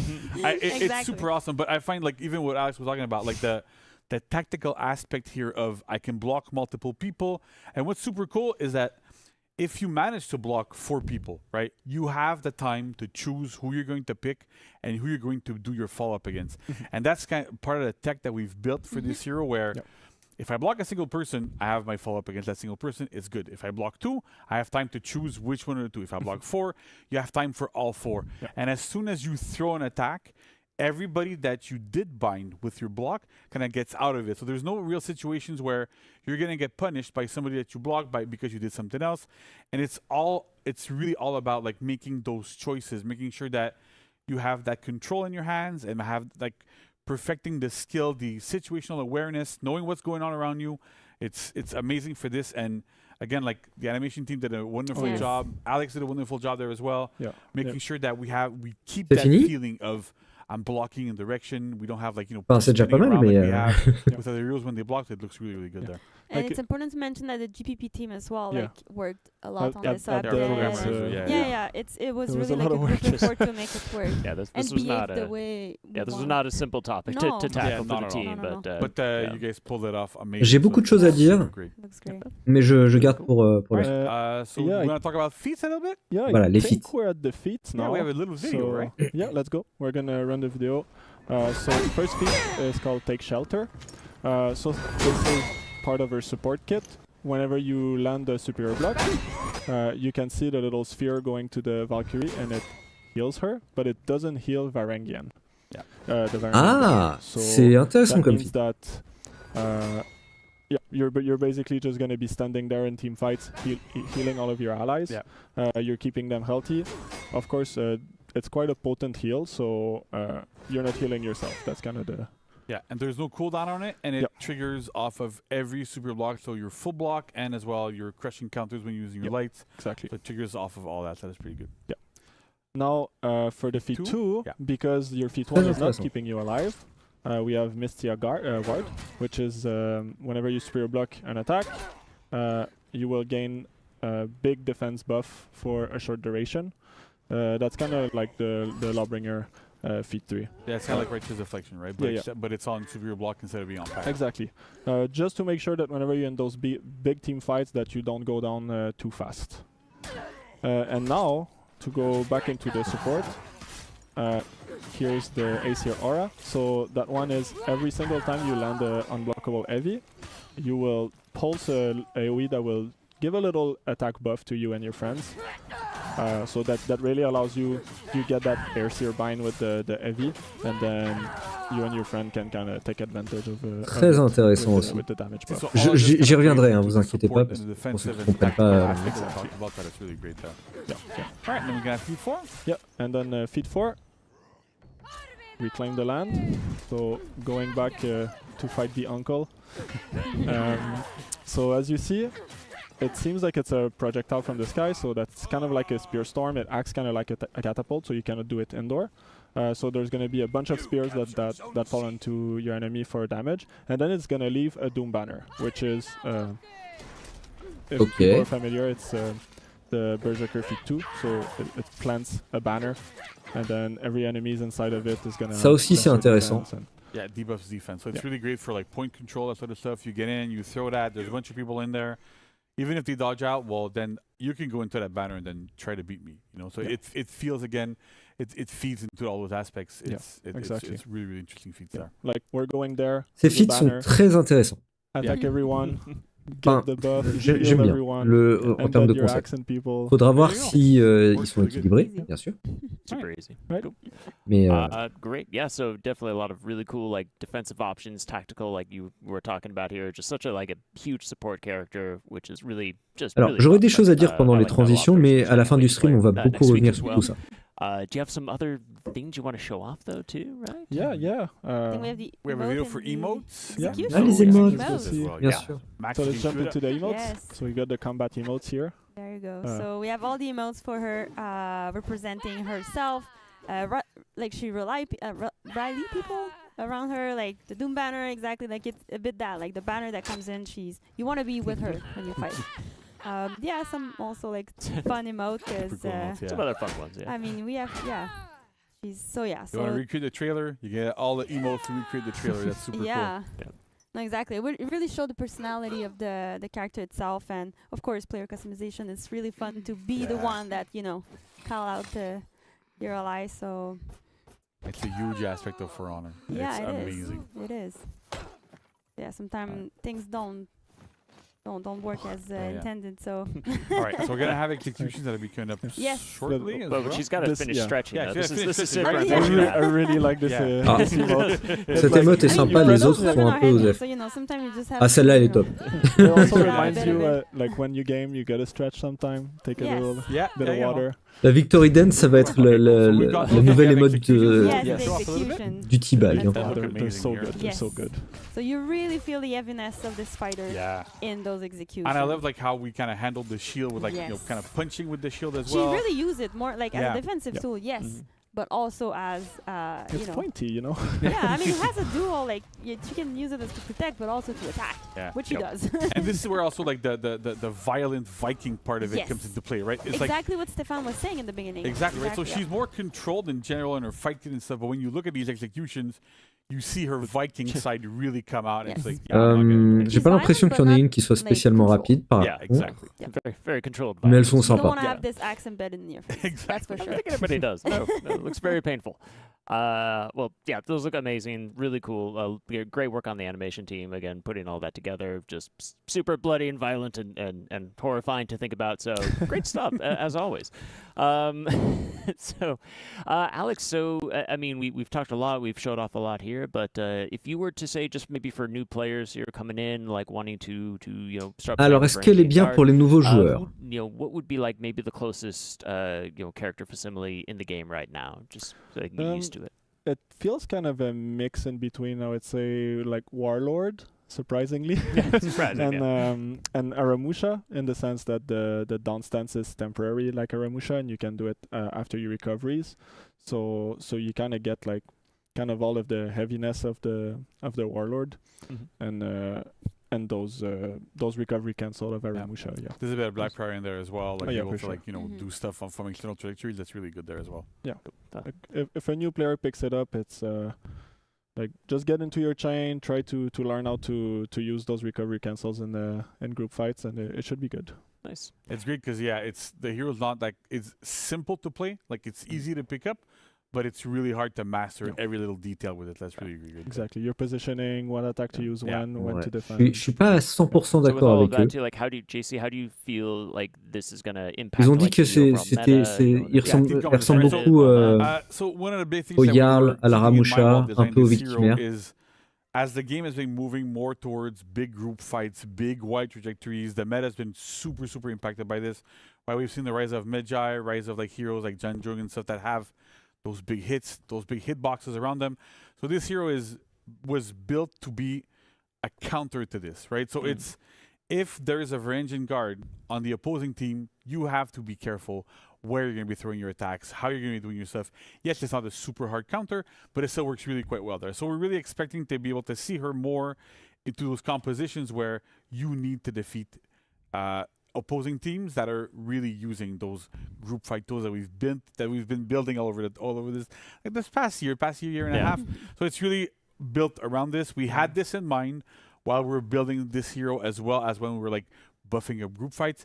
So this is how I really, really feel like it's going to go, both in regular gameplay and in competitive. Right? Because in regular, it's going to happen once in a while. You're going to be able to block with those trajectories. But at competitive levels, I've seen the players that we're going to be seeing playing later use her very, very, very effectively, use all those superior blocks, use that full block, all of these things really well. So I can really see her getting picked in a lot of situations and be very, very effective. It's going to be interesting to see.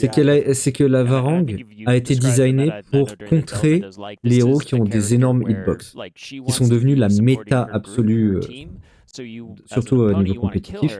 Ça va être un counter à ça. Du coup, je serais pas surpris qu'elle soit S tier en compétitif. Genre c'est un must pick parce qu'il faut pouvoir contrer les... Genre c'est un counter pick en fait. Il faut une Varangue parce que les autres vont prendre des héros avec de gros hitbox. Je pense que ça va être un counter pick obligatoire en compétitif. Moi-même étant un casu, et je parle un peu sans avoir spécialement de connaissances compétitives.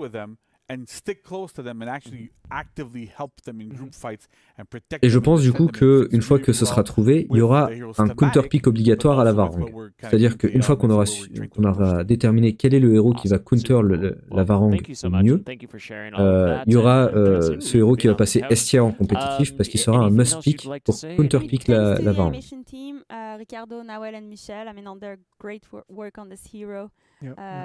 J'ai des choses à dire. Fred on the VFX, like honestly, like every department that we have, like so from ça fait sens. Bah merci Kevin, je me sens moins. J'attendrai d'avoir l'avis des vrais compétitifs par contre to push this as far as we can. But then we have the programming side of it that they did a ton of work. Quite a lot on this one. The VFX department had a lot of work on their plate as well. So it's a big collaborative effort. Like massive shout outs to everybody on these teams. We've all worked super hard and like we have everything to be proud of. It's really, really good. Amazing. Cool. Thank you. So yeah, we hope you're as excited as we are. And if you want to see the next stage of all this, well, what better chance than what's coming up next? We have exhibition matches with some very special players who joined us in the studio live, who are going to be doing some hands-on real scrimmage. Donc là, on va avoir des vrais youtubeurs qui vont jouer avec le héros. So stick around because we'll be right back. Ce sera l'occasion de voir un peu comment ça se joue et peut-être de discuter un peu parce que j'ai pas spécialement envie d'écouter le commentaire du match. Bon, la Varangue, très très très très belle surprise. Je suis très satisfait de ce que j'ai vu. Je vais mettre une petite réserve. D'emblée, comme ça. Pingouin. Alors vous, on en pense quoi? Tu tombes très bien, j'allais y venir. Alors, je vais mettre une petite réserve. Je pense que il y a certains aspects de son kit qui sont trop nouveaux, trop disruptifs, et que forcément, il y a des choses auxquelles ils n'ont pas pensé et que ça va foutre la merde quelque part. J'attends de voir un petit peu comment ça va être patché, mais genre le fait de pin ton adversaire quand tu lui mets une imbloquable, genre un 50-50 qui te pin l'adversaire, qui enchaîne sur un headbutt, qui te relance la chaîne, etc., ça va être, à mon avis, c'est de la porte ouverte à des ganks, mais monstrueux. Le fait que tu bind ton adversaire, genre que tu te lies à ton adversaire quand tu fais un blocage supérieur pendant quoi, 1 seconde? Peut-être un peu moins, genre 700-800 ms. C'est énorme, genre en termes de gank, tu fais une erreur en anti-gank, t'es fini. Terminé. Cela dit, je pense que c'est un héros qui est à la fois simple et à la fois qui a plus de subtilité que de complexité. C'est un héros qui va pouvoir s'en sortir dans beaucoup de situations, mais va falloir savoir lesquelles, en fait. Je sens que il va pas être trop déroutant. Mais il va falloir apprendre à se servir de ces outils, de ces spécificités pour s'en sortir au mieux et pour les utiliser de manière optimale. C'est pas comme Afira ou quoi, mais elle a des outils très spécifiques, mais très efficaces dans leur spécificité. Ils ont dit qu'elle ressemble pas mal à Warlord, donc à Jarl, Aramusha et un peu Victimaire. Je suis pas d'accord. Je pense que c'est un mix entre déjà Afira, très clairement, très clairement. Afira, je dirais Warden, Sentinelle pour les imbloquables, quelque chose comme ça. Et dans ces chainlink, etc. Je saurais pas vraiment dire pour être honnête. Mais je trouve pas qu'elle ait quoi que ce soit du victimaire. Genre à part la forme du bouclier. Je trouve pas qu'elle ait grand chose du Jarl à part le headbutt, à part le coup de tête qui réinitialise la chaîne. Ah, et aussi Kyoshin, bien sûr. Exhibition portion of the stream where we'll be showcasing the Varangian Guard in all of her glory. Ok, donc ça c'est des streamers, des Montreal studio, and it is a pleasure to be one of your hosts. My name is Vivid Naz, and I'm joined with my co-host, my partner in crime, Vervelocity. Me? Of course. This feels awfully familiar. It's like the fourth time I've done this now. Yeah. Now, I'll admit that segment we just saw was very Ok, je continue à parler un petit peu. Voilà, Kyoshin parce que la garde totale qui enchaîne sur Zone, Heavy, Light et Bash. Un peu Aramusha là-dessus aussi, mais genre avec de la profondeur. C'est très intéressant aussi, mais j'ai l'impression que en fait il y a que la Heavy qui sert à quelque chose. À quoi sert la zone après la riposte? À quoi sert la light à part être rapide? Et le bash, c'est super situationnel, c'est comme le bash de l'Aramusha en fait. Mais qui confirme une light.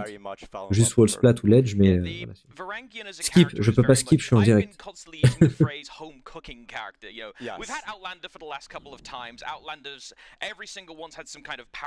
pas oublier que c'est un tank, donc la stamina n'est pas le meilleur. On verra ça, hein, peut-être qu'ils y ont pensé. Feats in the middle of chains fluidly and a gun. And on top of that, you've got, of course, you can't forget Medjai with having the first weapon in the game to literally switch forms, which I'm fairly sure gave the animation team a small heart attack. Yeah. But now we're coming back to something a little bit more common, a little bit more grounded, something familiar, which personally I'm quite happy about. Yeah, and it feels like one of the main things that I've seen is like Viking armor when? Like when are we seeing a Viking character with that level of armor? And alors Zalk qui dit qu'il main Aramusha et que c'est Aramusha 2.0 parce qu'elle a de bonnes options en stuns et elle a la pression comparable à celle du victimaire avec le bash. Je vois ce que tu veux dire, mais je ne trouve pas vraiment beaucoup de points communs avec le victimaire. For my birthday, we can see you now. We will be on it. Yeah, so if anyone's got any questions, ask away. We can try and do what our best. We've had a decent bit of time to play test, so if there was any questions that maybe you missed because en you Dominion, missed the c'est previous fort segment or whatever, we'll do our aussi. best. Mais en Dominion comp. Après, mettez un pouce bleu si vous voulez avoir l'avis du doc sur où elle sera placée dans la tier list débutant. Et j'y reviendrai en fin de stream.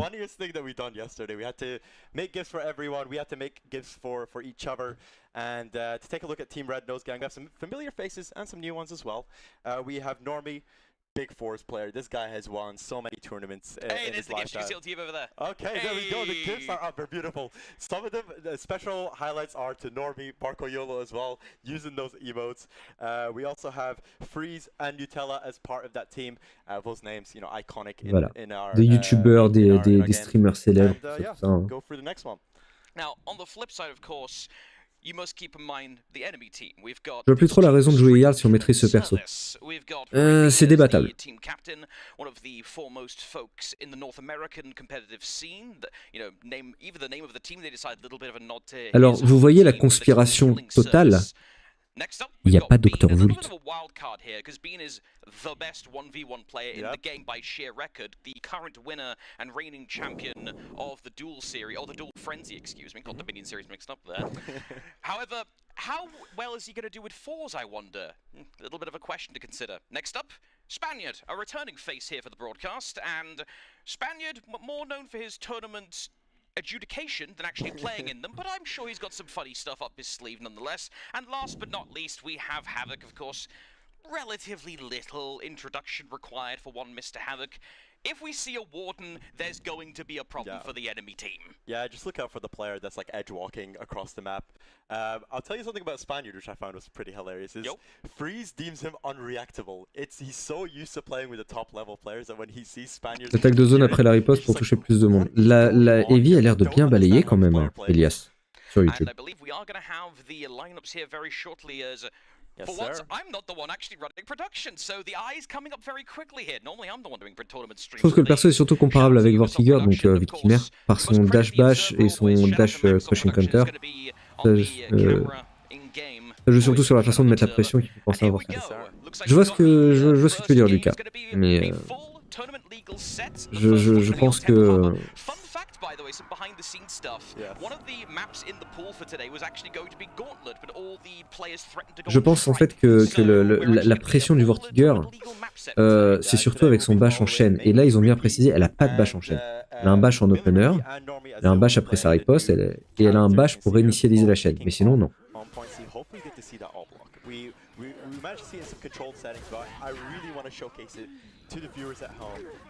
Par contre, la qualité est dégueulasse de la part d'Ubisoft.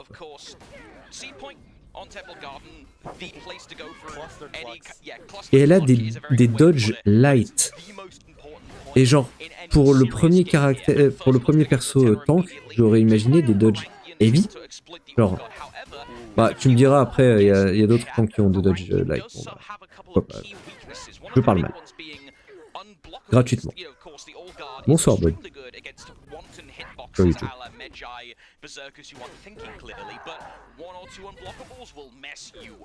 Yeah, an absolute stalling champ you see there. Normie just going in this 2v1, putting her to her full potential. And oh my god, gets the 2v1, gets the crushing counter there to finish off Rippy, and secures point C for the Red Nose Gang.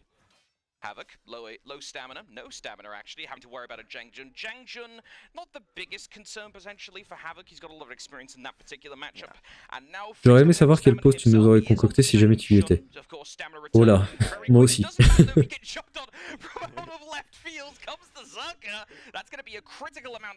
Allez harceler Ubisoft pour inviter dr.vult pour tester le prochain perso. Genre à un moment donné, faut dire les choses quoi.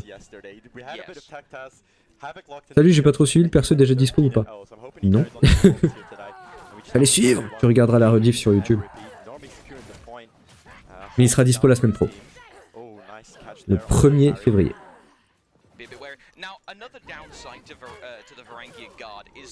Ce que j'avais dit aussi au récap d'avant pendant la dernière update.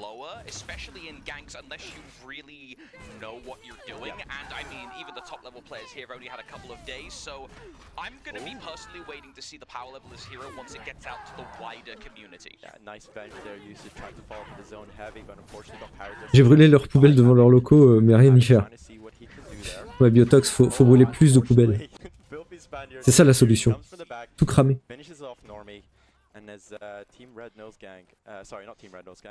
Ça te stresse toi aussi, Doc, que ce soit un tank, ça amplifie encore plus le nombre incohérent de classes par faction.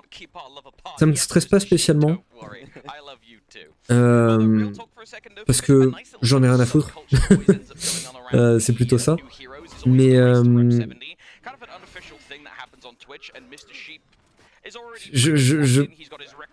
je sais pas si dans son gameplay c'est réellement elle est si tanky que ça en fait. Enfin, elle est tanky. Je dis pas le contraire.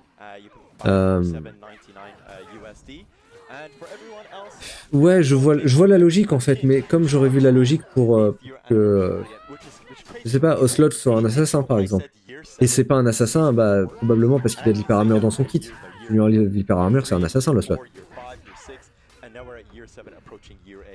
which Dead blows game, by the way, guys. Dead game. blows my mind. It's so incredible to see the support that this game still gets, and it still very much deserves. Donc là, les commentateurs ils disent oh là là, c'est quand même incroyable que For Honor, qui est qualifié de dead game par tout le monde, en fait, ils reçoivent autant de support encore à ce moment-là. Oui, c'est cool. Ok, mais d'accord, c'est cool.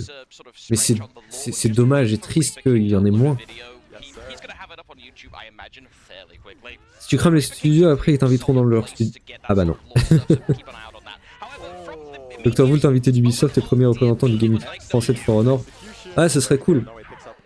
Il y en a un qui serait peut-être plus légitime. Non, en vrai, il y en a quelques-uns qui seraient plus légitimes. Mais si on m'invite, on me met en première classe avec Bio. They just look so brutal. And I want to point out something that you told me yesterday. I arrived pretty late to the sessions. I had some issues of getting. J'ai pas vraiment prêté attention au match. J'ai l'impression que bon bah on avait surtout vu Normie la jouer. Et sinon bah oui c'est une une composition compétitive, donc forcément il y a qu'une Varangue de chaque côté. Donc on peut pas voir grand chose. Mais la qualité de l'enregistrement est dégueulasse. Ah là c'est Normie quoi. Et Normie c'est un comp, donc il sait ce qu'il fait. Il n'a pas besoin de beaucoup d'entraînement pour savoir. Et là c'est Rippy. Rippy je le connais pas.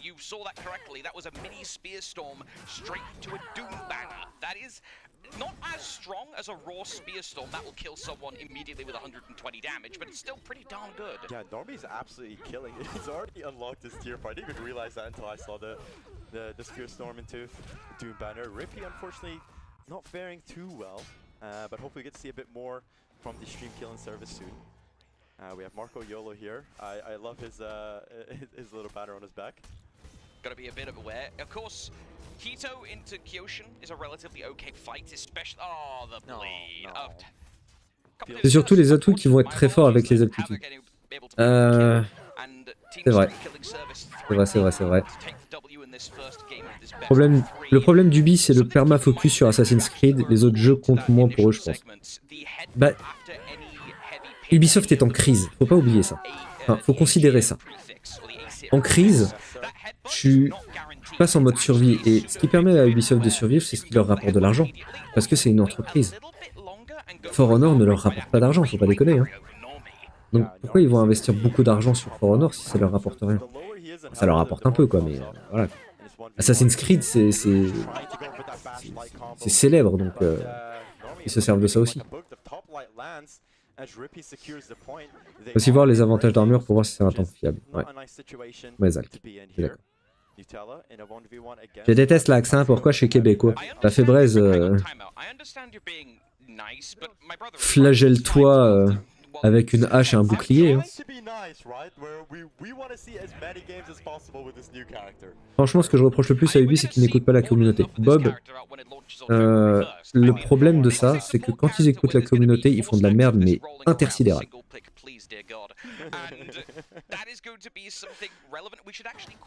Moi ça me stresse, les chevaliers ont 2 gardiens, 3 hybrides, les vikings ont 3 tanks, les voyageurs ont 4 hybrides, moi aussi je m'en fous, mais au final j'aime la constance. Je comprends, mais je comprends que ça titille genre les gens qui ont des OCDs, les gens qui sont maniaques de la cohérence des classes. Mais concrètement, hein, ça n'a que peu d'importance sur le gameplay. Tant qu'ils pondent des héros qui sont bien designés sur le plan artistique, sur le plan graphique, sur le plan, voilà, sur le plan physique, qui ont un lore sympa, même si bah, c'est peu accessible, et surtout qui ont un gameplay impeccable, je suis content. Je suis bien plus content de la Varangue que de l'Oslot. Je vais pas faire un stream rework de la Varangue là. Enfin, peut-être quand je vais écrire le script pour le récap, mais on sait jamais. Mais non, je pense pas.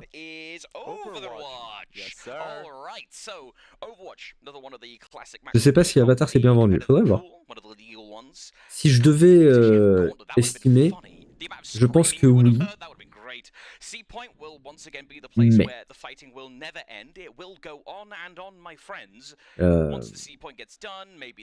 ça a l'air alors j'en ai pas vu grand chose, hein, mais de ce que j'en ai vu, ça a l'air d'être un jeu relativement Ubisoft. Ça a l'air d'être un Far Cry à la sauce Avatar. Quoi. Donc, les casus, ça leur plaira. Les casus comme moi, je prends un jeu Avatar. Alors j'ai pas vu le deuxième film, mais l'univers est sympa, quoi. Genre, ils ont fait un bel effort sur le plan graphique. C'est le point fort du jeu. Je pense que ça se vendra bien du coup pour les gens comme moi. Pour les gens qui sont habitués au genre, qui font du FPS, qui ont fumé tous les Far Cry et tout, ils vont pas aimer. Surtout s'ils aiment pas l'univers Avatar. It would make more sense to move for that mid lane, try and go for the clear of the creeps. But later on, you want to be as close to your team as possible because that tier 1 is. Le but de l'entreprise, c'est d'engranger des profits, mais sans la communauté, ils n'ont rien. Mais forcément, Robin. S'il n'y a pas de communauté, il n'y a pas de profit, surtout pour un jeu en live service, comme For Honor. Il doit survivre en faisant payer les gens tout le temps.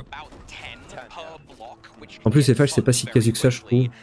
Ce qui se fait rare de nos jours à mon sens. Ouais, mais c'est pas casu parce que le jeu s'est tellement complexifié au fil du temps qu'il faut connaître énormément de choses pour bien jouer. C'est-à-dire il faut un investissement. Les gens qui veulent faire une partie comme ça de temps en temps, ils vont beaucoup moins s'en sortir que les gens qui jouent quasiment tous les jours et qui s'éduquent sur le jeu. C'est un des problèmes, surtout que le jeu est très avare en contenu éducatif in-game, genre en tuto, pour expliquer les mécaniques. C'est un vrai problème, mais c'est pour ça aussi que les youtubeurs sont là. Hein. Enfin, pas dr.vult, parce que le contenu éducatif sur dr.vult, c'est pas énorme. Mais...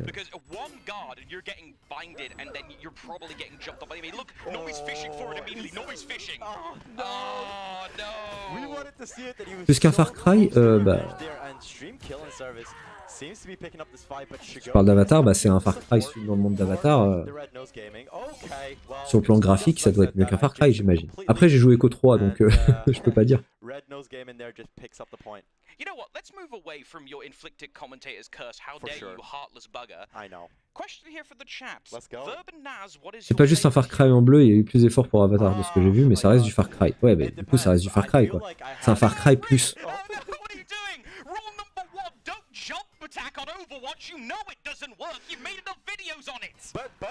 Ouais, ça prend pas par la main, c'est clair, mais ça fait le charme du jeu d'un côté. Je pense pas que ça fait le charme du jeu.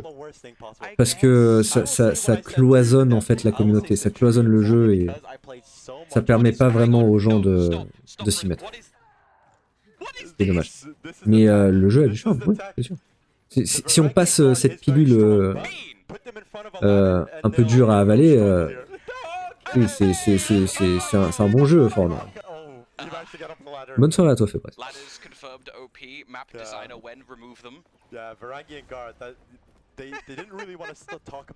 J'ai rêvé qu'Ubisoft a ajouté un slot d'équipement par perso. Je fus triste en me réveillant. Ton commentaire m'a fait rêver, Pingouin, et je suis triste de me rendre compte que je suis éveillé. Oui, c'est un no-brainer. Je comprends pas. Je ne comprends pas pourquoi ils le font.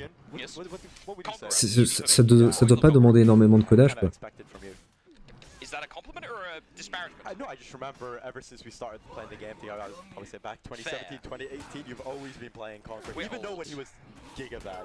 We're old. Yeah, we're very old. Si tu parles pas anglais, bon courage pour apprendre le gameplay poussé avec des tutos sur YouTube. C'est vrai, Zal. C'est vrai. Je suis d'accord.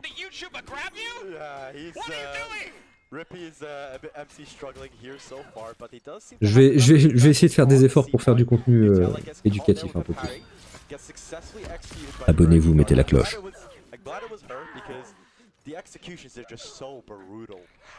Le problème, c'est la campagne solo de For Honor qui reflète 0% le multi.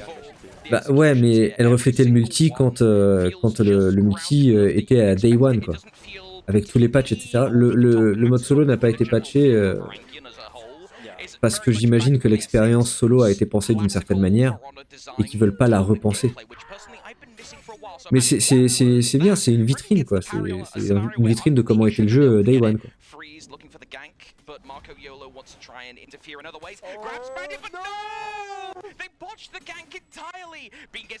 Je pense que la Varangue va sûrement contrebalancer le jeu en lui-même. Oui, Lucas, je pense que ça a été un peu le but des devs, parce qu'ils ont dit que c'est un counter-pick pour tous les héros qui ont des gros hitbox et qui du coup ont une place très haute dans les tier lists compétitives. Parce que un gros critère pour pick un héros, pour choisir un héros dans des matchs compétitifs, c'est les hitbox. Et là, ils ont dit très précisément que ce héros était un counter de ça. Donc c'est pour ça que je pense que ça va devenir, dans les tier lists compétitives, un counter pick obligatoire, et que par conséquent, quand on aura trouvé quel héros est le counter de la Varangue, il va y avoir ce héros qui va être un pick obligatoire pour counter la Varangue.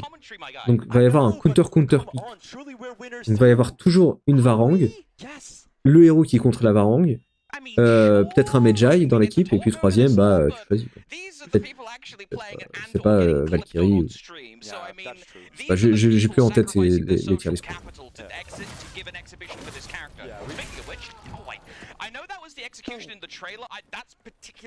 J'avais pas vu sous cet aspect, pourtant j'arrive à motiver de nouveaux joueurs pour se lancer dedans. Et bah Robin, tu sais quoi, si t'arrives à motiver des gens, invite-les à rejoindre le serveur Discord. Parce que les gens du serveur sont absolument adorables et toujours partants pour aider les débutants. En tout cas, à les accompagner dans leur game. Même s'il y a des gens qui sont complètement ok pour faire du mentoring. Pour leur apprendre un peu des trucs et tout.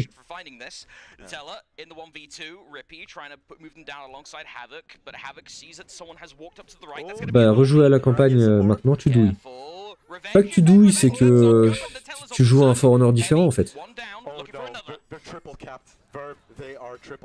Tu joues à un jeu différent. Je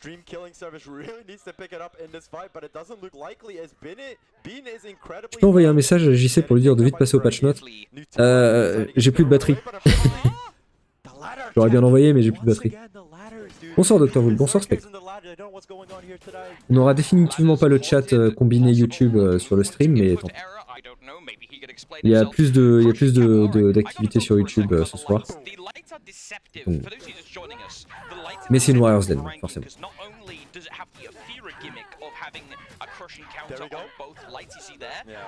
They are also enhanced lights, which means you can use them as an initiator fairly frequently as long as you're not being brain dead and just letting yourself get parried.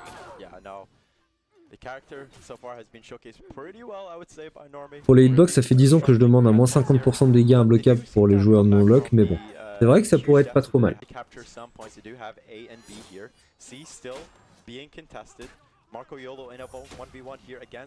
En tout cas, merci dr.vult, ça fait super plaisir d'avoir du contenu FR sur FH, sans oublier Biotalk, bien sûr. On n'oublie jamais Biotalk.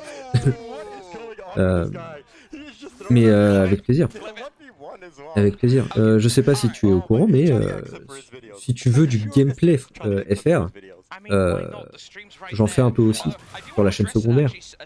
Abonne-toi, mets la cloche. J'ai popé mon micro, désolé. Des infos sur la refonte des attaques de zone sur Medjay. Max, on en saura peut-être plus juste après. On va passer au patch note après le match là, qui est réellement OSEF parce que voilà, on n'a pas vraiment de gameplay de la Varangue. Ça oui, clairement c'est une section OSEF.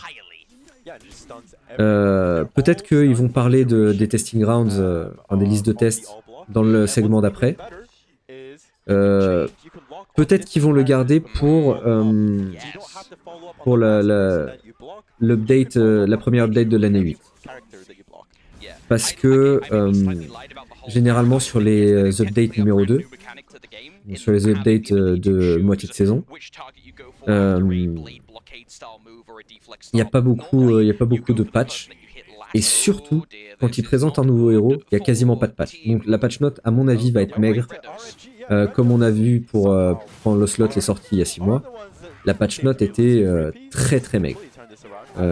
Mais parce que faut finir de peaufiner le héros, faut finir de la motion capture, faut finir la programmation des links, des animations, etc. Faut tout finir pour la sortie du héros, pour le showcase, etc. Donc forcément, ils se concentrent un peu moins sur les patchs. Je leur en voudrais pas. Je leur en voudrais pas, surtout que voilà, l'équipe de For Honor, elle a pas vraiment grossi depuis. Hein. Donc, et voilà, fini.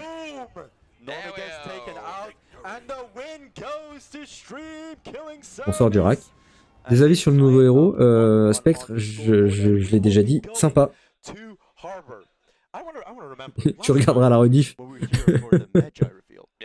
Ou peut-être que je vais en parler un peu dans la vidéo récap, si j'arrive à la faire, parce qu'il y a l'air d'y avoir beaucoup de choses à mentionner. Et j'ai pas beaucoup de temps en ce moment. 5 secondes de ping pour stopper le gain de vengeance, j'y peux plus, c'est trop lourd. C'est ce qu'il faut. Hein. Après, c'est un héros qui est très disruptif aussi. C'est un héros qui se veut disruptif dans sa conception même. Donc quelque part, il y a des choses qui font du sens.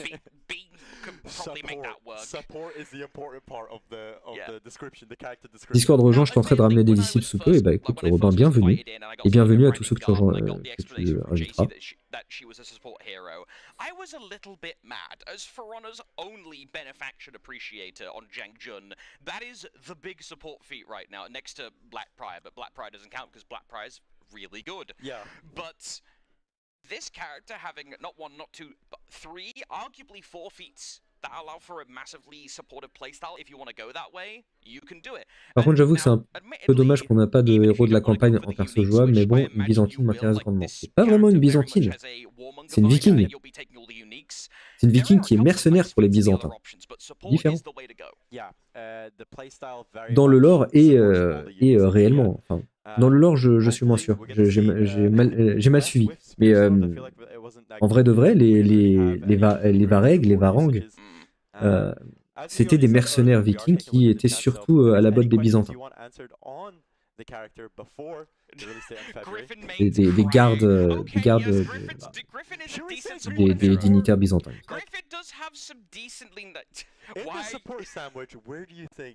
Mais les héros de la campagne, bon tu veux dire qui? Genre tu veux dire en perso jouable Gunmander? Parce que Tozen on l'a plus ou moins avec le Kyoshin. Et Apollyon c'est la moitié Bellicis, moitié Sentinelle. Et forcément, quoi, encore une troisième partie? Non mais à un moment donné, faut s'arrêter les enfants. Hein. C'est pour les départager, je pense. Bon. On a compris que les gens ils savent jouer des héros qui sont pas la Varangue.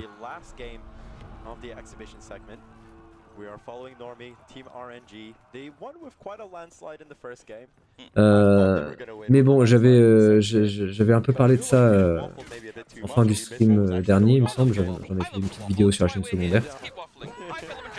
Mais beaucoup de gens s'imaginaient que le perso viking qui aura une hache et un bouclier, ce serait une refonte de Gunmander, quoi.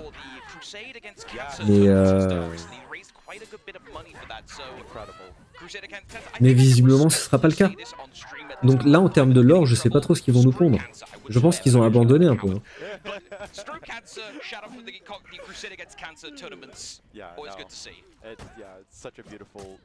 Je vais à la gamelle, merci Doc pour le live, bonne soirée. Mais Monkey reste. Tu vas voir, le segment le plus intéressant de la vidéo va venir juste après. Viens manger, genre laisse ta famille de côté et viens manger devant le live. Les enfants, faites-vous bouillir des pâtes. Et voilà, tu restes ici. La Varangue, c'est une meuf ou un gars. Faut suivre, Weeper. C'est une meuf. De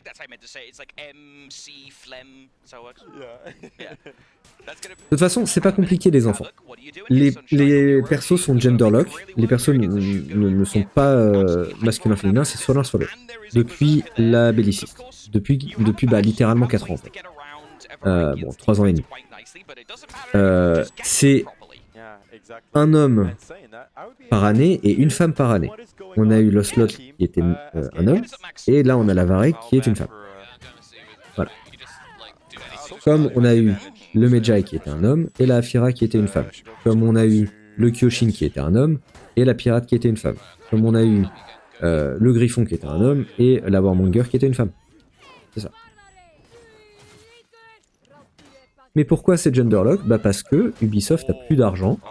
Donc s'il s'agit de designer un héros avec toute une panoplie d'armures, autant le faire une fois plutôt que deux, c'est-à-dire une fois pour un seul genre plutôt que deux fois pour deux genres, comme c'est le cas pour le Candy, pour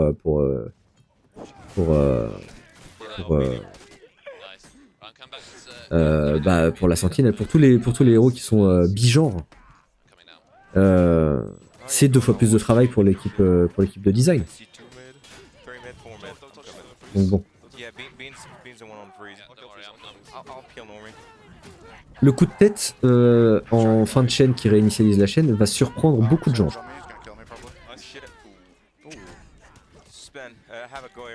J'attends toujours mon Jarl en liste de test. Attends. Tu peux attendre, hein.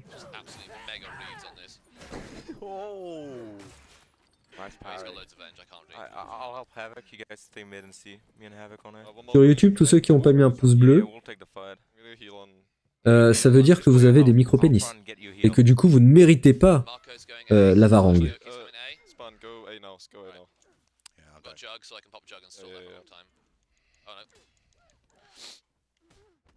Après, moi je dis, prouvez-moi le contraire, hein, j'en sais rien. Hein. Genre, le bouton du pouce bleu, voilà. Hein. Mais est-ce que vous avez l'extension pénienne suffisante pour cliquer dessus?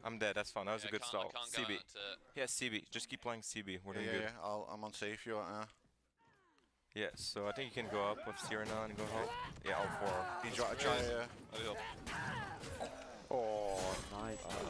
Oh no. Does that. So I'll be watching. So you're kind of alone. Marco is really low. Voilà, un peu de gameplay Varangue. Pour une fois, ils se sont dit on va focus un peu sur les Varangues de la game.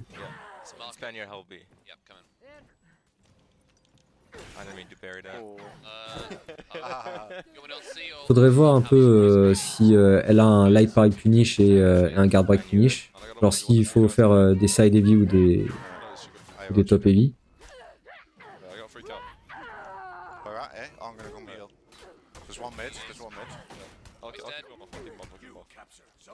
Ce serait tellement bien un héros qui utilise ses points. Cette idée a fait beaucoup de chemin depuis le début de For Honor. Mais dans la commu. Je pense, en vrai, perso, que ce serait incohérent. Je pense que ce serait pas... Enfin, un héros qui utilise ses points, qu'est-ce que tu veux en faire, en vrai? Genre, rien que le Shaolin, il a un bâton. Il se galère un peu, le Shaolin. Hein. Genre, il arrive à parer des coups de... Genre, les imbloquables du Highlander, il la part avec son bracelet, en fait, qu'il a au poignet. Déjà, moi, je trouve que la cohérence, elle en a pris un petit coup avec le Shaolin.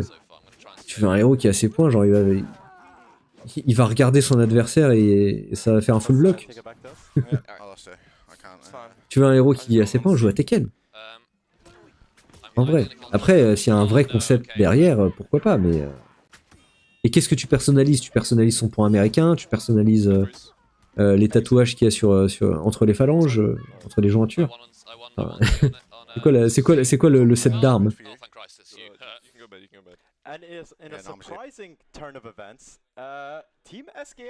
C'est malheureux de genderlock car la plupart des gens de la commune ne sont pas d'accord sur le sens du personnage. Genre Varangue était constitué que d'hommes par exemple. Oui, mais comme les pirates étaient surtout des hommes. Comme une guerrière arabe, ça ne fait pas de sens pour la Afira. Ça ne fait pas de sens.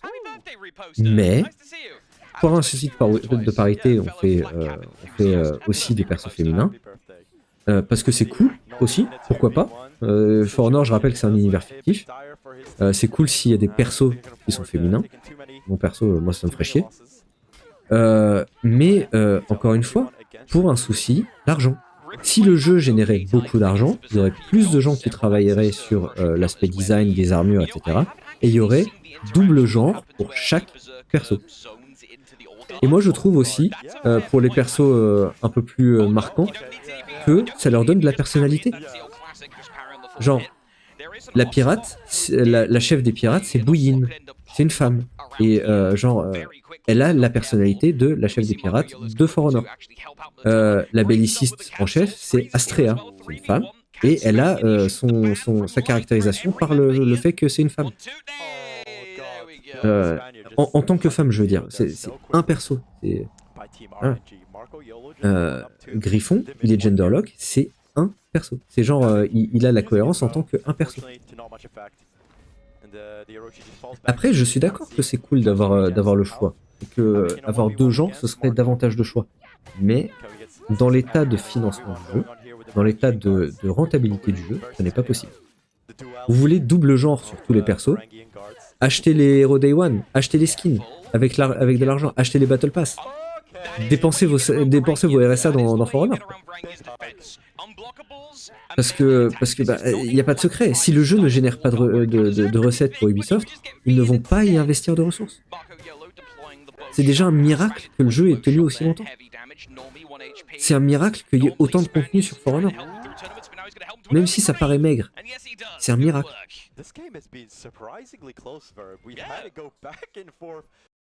Ah, pardon. Ah non, qu'est-ce que j'ai fait?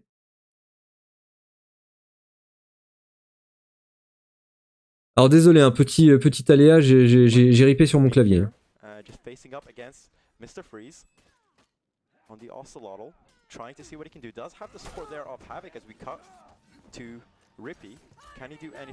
Alors des nunchakus, des griffes de combat, oui pourquoi pas, mais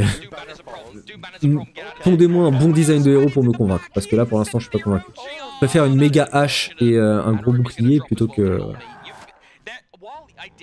Parce qu'il y a plusieurs de tous les persos. Astrea c'est la chef des bellicistes, mais il y a d'autres bellicistes avec Astrea. Ils ont des noms d'ailleurs dans les sets d'armure.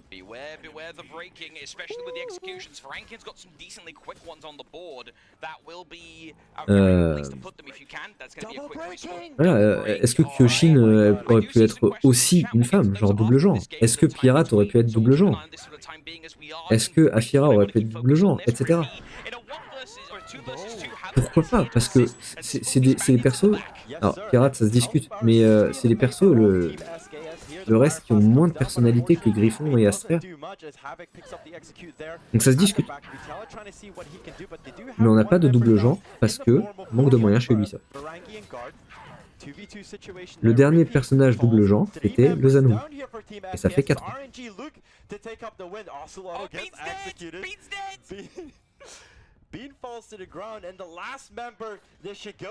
J'ai mis le gemme au début du live, on a un bonus, tu as un bonus d'extension pénienne. Regarde dans ton slip. The best 1v1 player dies to freeze. Yeah. Headlines everywhere. Yeah, Bean is probably not gonna live it down. Alright, so there's many things we could say. Un perso avec une dev serait idéal. Ça serait pas mal. Qu'est-ce que t'entends par là, Jocelyn?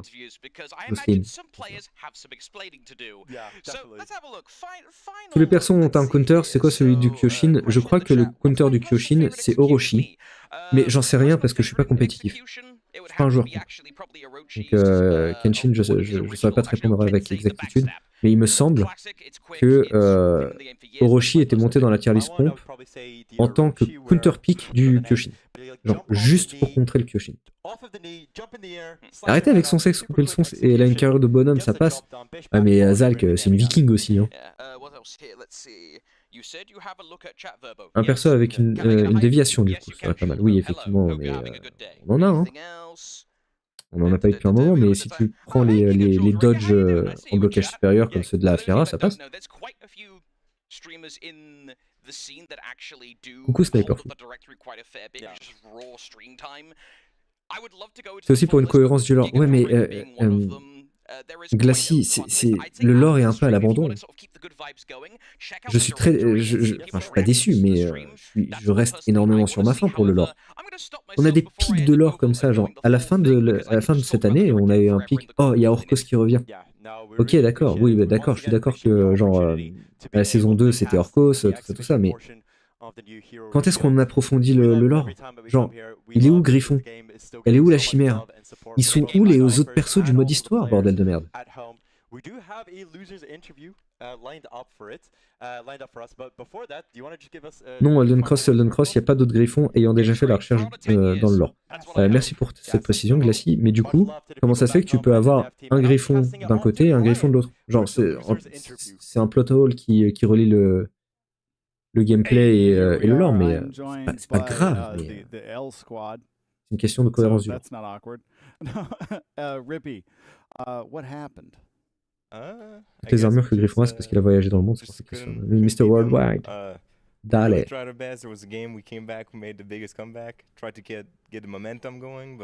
Le seul perso du jeu qui est le seul dans son groupe de classe. Je vois un peu ce que tu veux dire, mais...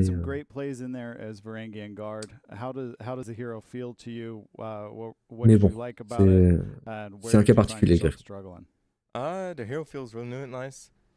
Offensively, maybe he's not like the most offensive character, but his defense is more than enough to compensate for that. Like neutral CCs, chain CCs, the full block recover cancel as well feels really cool to use. Un nouvel assassin serait pas mal. Peut-être le prochain héros. Il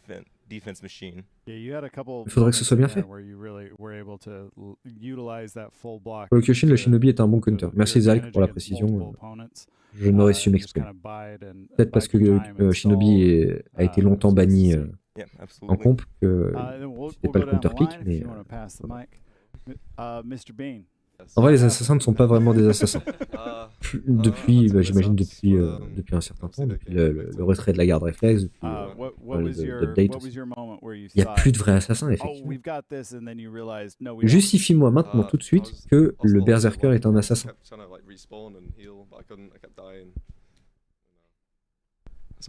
J'ai jamais capté pourquoi le griffon a des armures romaines, samouraï et chevalier. Parce que t'as pas suivi. Le griffon, dans le lore, il a voyagé. C'est pour ça qu'il a ramené des armures, des morceaux d'armure de partout. Et c'est pour ça aussi qu'il parle toutes les langues du jeu. Sauf ceux des Outlanders. Yeah, missed opportunity. I feel like if I'd have picked Warden, we might have just won at the end there, but nah. Spagnard, il a un look. Spagnard, il est inesquivable. Hein. Yeah, I'm going back to Jules. C'est un hybride de Zach, bah oui, forcément. À ce stade-là, quasiment tous les persos sont des hybrides, en vrai. Dans les faits. Ouais, j'ai rien suivi. Il faut suivre. That was my tactic. These guys persuaded me not to play Nusha in the last match. Yeah. All right. Well, we're gonna. Là, c'est ce qu'ils font en fait. Là, Spagnard, il a parlé que Nutella avec son berserker, il était plus menaçant que la Varangue. Oui, le son? Non? Ok. Donc c'est dommage parce qu'il parle de leur game, il parle pas du héros. Ce segment ne fait aucun sens. C'est vraiment dommage. Alors, c'est un segment, je vous explique. Ils ont payé tous les créateurs, là, Normie, YOLO, Freeze, Nutella, tous ceux d'avant, Spagnard, etc. Ils les ont payés, ils les ont déférés dans les studios d'Ubisoft Montréal pour se faire de la pub auprès des communautés, des créateurs de contenu. Genre la commu de Freeze, la commu de Spagnard, la commu de Normie, etc. Parce qu'ils ont besoin de redorer un peu leur blason. Si ces gens-là commencent à dire du mal d'Ubisoft, ils se font plus invités. Donc voilà. Donc ça leur fait de la pub. Donc c'est un budget pub en fait. All right, and we are joined back again with the winning team. How'd it go? Mais ils parlent de leur game, ils parlent pas du héros. Donc ce segment est une perte de temps dans l'aspect pratique des choses. How did she feel in your hands? What did you like? The all guard, definitely, obviously. It's really strong in teamfights. Spagnard, c'est un hybride. Avec les reworks, sont devenus des hybrides. Avec les reworks et avec les patchs successifs. Les updates de gameplay, tout ça, bien sûr. Il n'y a plus de vraies classes. C'est tous des hybrides.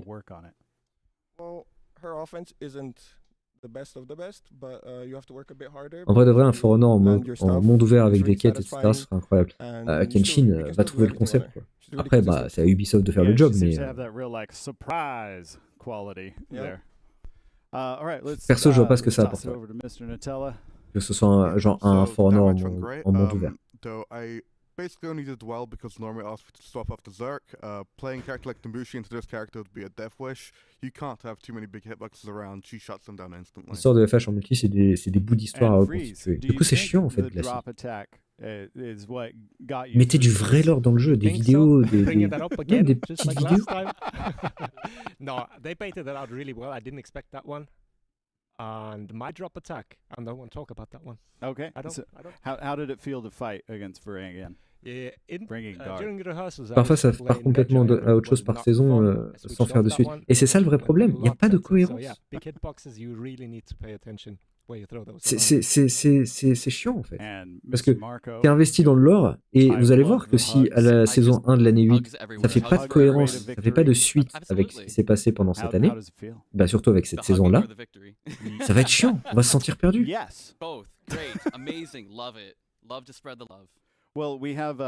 Certains événements du jeu sont canon dans le lore et d'autres. En plus, bah, voilà, ça rajoute à la confusion en fait. C'est mal géré de la part d'Ubisoft. The people at home. So because we've got Varangian Guard, fully armored Viking, you need to have a fully armored drink vessel. En vrai, un open world ça peut être intéressant, mais il faut avoir beaucoup d'updates, c'est-à-dire beaucoup d'argent investi par Ubisoft. Ouais, et c'est un problème, hein. Ubisoft, je pense pas qu'ils sont en mode, bah, on va faire un projet monstrueux. Parce qu'ils sont en crise, encore. So thank you so much for the exhibition match. For everybody at home, stay tuned because we'll be right back with seasonal customization. Thank you, everyone. Ah, ils vont montrer les sets d'armure. Bon, voilà, on a beaucoup parlé parce que... Alors, Kenshin, s'il te plaît. Les nouvelles maps, ils en ont parlé au tout début du live. Il va y avoir 2 nouvelles maps. Qui sont des maps qui sont retravaillées d'autres modes de jeu et qui vont être ajoutées en Dominion lors de l'année 8. Mais ce seront de nouvelles maps de Dominion quand même. Il va y avoir des nouvelles maps.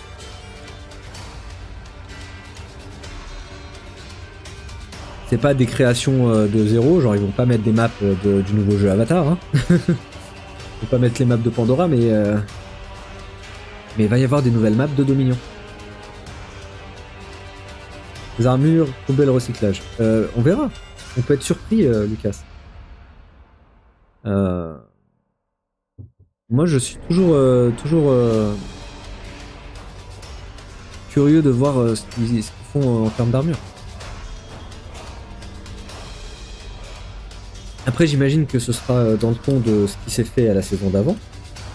Parce qu'ils font moitié de cette d'armure par saison. Comme j'avais dit l'année dernière au début de l'année 7, ils ont réduit de moitié le nombre d'armures qui sortent dans l'année parce qu'il y a moins de gens qui peuvent travailler dessus, parce qu'ils ont plus d'argent. Enfin, en tout cas, ils ont plus les moyens pour se dire c'est rentable d'embaucher plus de monde pour travailler sur plus d'armures. C'est concrètement comment on voit que le budget impacte le jeu en fait.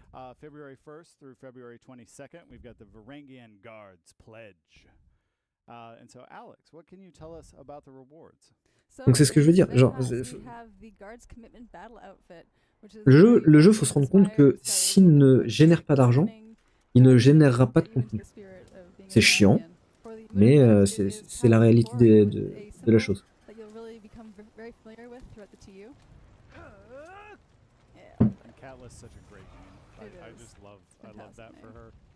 The ornament is guard loyalty. This one is a shield, really getting into that mindset of being a human shield, guarding others. That's going to look great on the shoulder slot. Voilà, c'est les custom, looking forward to that. So again, les ornements, tout ça. Get those in the free event pass February 1st through February 22nd. But I said armor variations, and I know that's what the people. En fait, je suis plus optimiste pour les personnages que les contenus comme les armures, les maps, etc. Lucas, je comprends, mais les héros, c'est ce qui est le plus difficile à faire bien. C'est ce qui fait prendre le plus de risques. Oula. The armor variations that we have put out this entire year have been clean. Which I, for one, appreciate because I'm a big materials fan. If there's not a lot of material options for me, then I tend to be like, let me get C'est des nouvelles. some shine on Exactly. it. It's fantastic for customization. This is also the very first time that Ocelotl receives an armor variation. So that's very exciting. Ah oui, forcément, c'est le nouveau héros, les frères. Anytime our favorite jungle boy gets some more drip added in, that's a good day. So you can look for these coming, like I said, February 1st through February 22nd. And then, yeah, shout out. Donc voilà, Lucas. J'ai dit Lucas en mode allemand. Mais voilà, c'est avec les héros qui prennent le plus de risques. Et qui mettent le plus de travail aussi. C'est pour ça que c'est cool qu'on ait encore et toujours 2 héros par année. Genre que ça n'ait pas encore plus diminué et qu'il y ait genre un héros dans l'année pour célébrer l'année. Ça pique les yeux. Non, moi je veux revoir les tétons du Yorm. Alors, les armures, deuxième partie. Alors ils ont dit, hein, alors le tablier hein, pour le hercir, tablier de forgeage. Ils ont dit que ça allait être simple, effectivement, on dirait que t'es niveau 1. Allez, t'as de l'équipement level 3. Quoi. Le Highlander, mais... Les tétons du Yorm!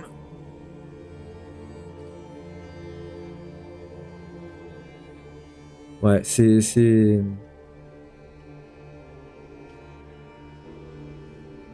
simple. Mais si vous vouliez une chamane rousse, maintenant c'est possible.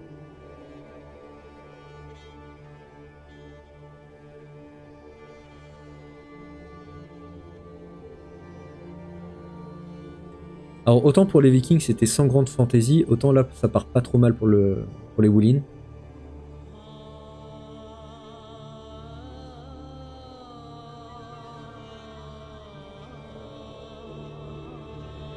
Le Shaolin ça fait sens qu'il est pas de la plate et tout, mais là il est pas trop mal, il est clean.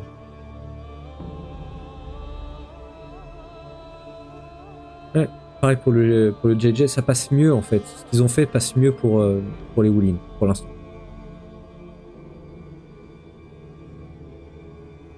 C'est cohérent en fait, ça fait du sens.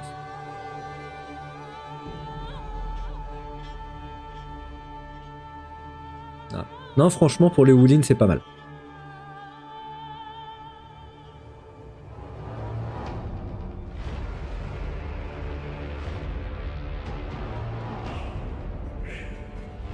La pirate, ça va. Le chapeau est un peu bizarre. Mais pas mal. J'aime bien le jeu de couleurs.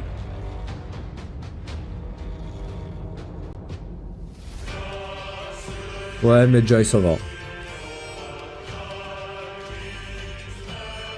C'est simple.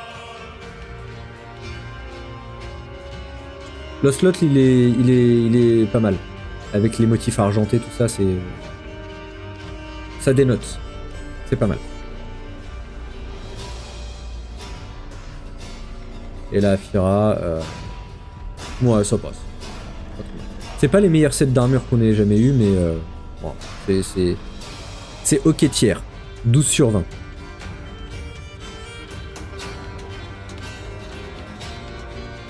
Ouais. Ça va. Mais le hercir, c'est un forgeron. Ah, voilà. Le moment le plus important du live. Après la présentation des héros.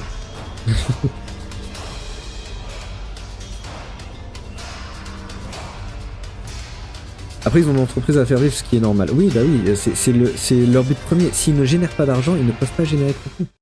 C'est pas logique. Bizarre le Highlander, mais oui. Sans barbe, ça fait bizarre. C'est bien pour un thème hivernal, effectivement. L'armure, c'est quand t'es level 1 dans un Meporg. Je trouve fun le hercir forgeron. Mais il y a du vrai roleplay, hein. Bon, là par contre je vais augmenter le son parce qu'il va falloir suivre. The new players on that too. We saw some cool customization as well from the last team, and now we're here to talk a bit about patch notes. It's Be pretty straightforward this time, I think. Yeah, pretty straightforward. Ouais, We're y a pas really grand-chose. focusing for now for really nerfs to 2 specific heroes that are above the curve right now in the meta, right? So we're going to talk about first about get the patch. Yeah, Shinobi, right? So Shinobi's overperforming right now. Damage curve is a little bit too high. So what we've done is lowered the damage of their heavy openers and light openers by 2. So to 22 and 12 respectively. So this is the En même temps, same type of curve that we have ces on openers Heroes au before. Shinobi Because étaient you have un those peu pétés combo quand lights même. afterwards, his damage Parce que output il was y a a little une bit too combo high. light hein, So by reducing qui this, peut he's suivre. more Donc back ça in fait line beaucoup with de other dégâts pour des heroes that openers. have these types of attacks. If it's still a problem, we can always look back at them a little Donc bit later. le téléport, But for now, we're allowed to c'est go son into deflect. that Son deflect direction. maintenant, And il then fait we 20 also dégâts missed the teleport et damage. avant il faisait 23. That's his deflect. So it used to deal 24. It now deals 20. So the reason there is essentially this is one of the better deflects. It breaks armor, and then it leads to a very, very potent mix-up. So because of this, like we felt like we really need to lower the damage there a little bit. We've looked a lot at the comp scene and the data. Donc ils ont dit que le deflect du Shinobi était trop puissant parce que il stoppe l'hyper armure et il enchaîne sur un bon mix-up. Mais du coup, il va passer avec les mêmes dégâts que le deflect de la Nushia, qui est dégueulasse. En fait. So Aphira is also overperforming. So we're doing some slight changes here. First off, the sidelight openers and finishers now have a bit less range. So if you remember, you probably remember, I remember. when we launched Aphira, so those sidelights had really, really bad range. And so we increased it so that you would be able to hit fictional targets a little bit better.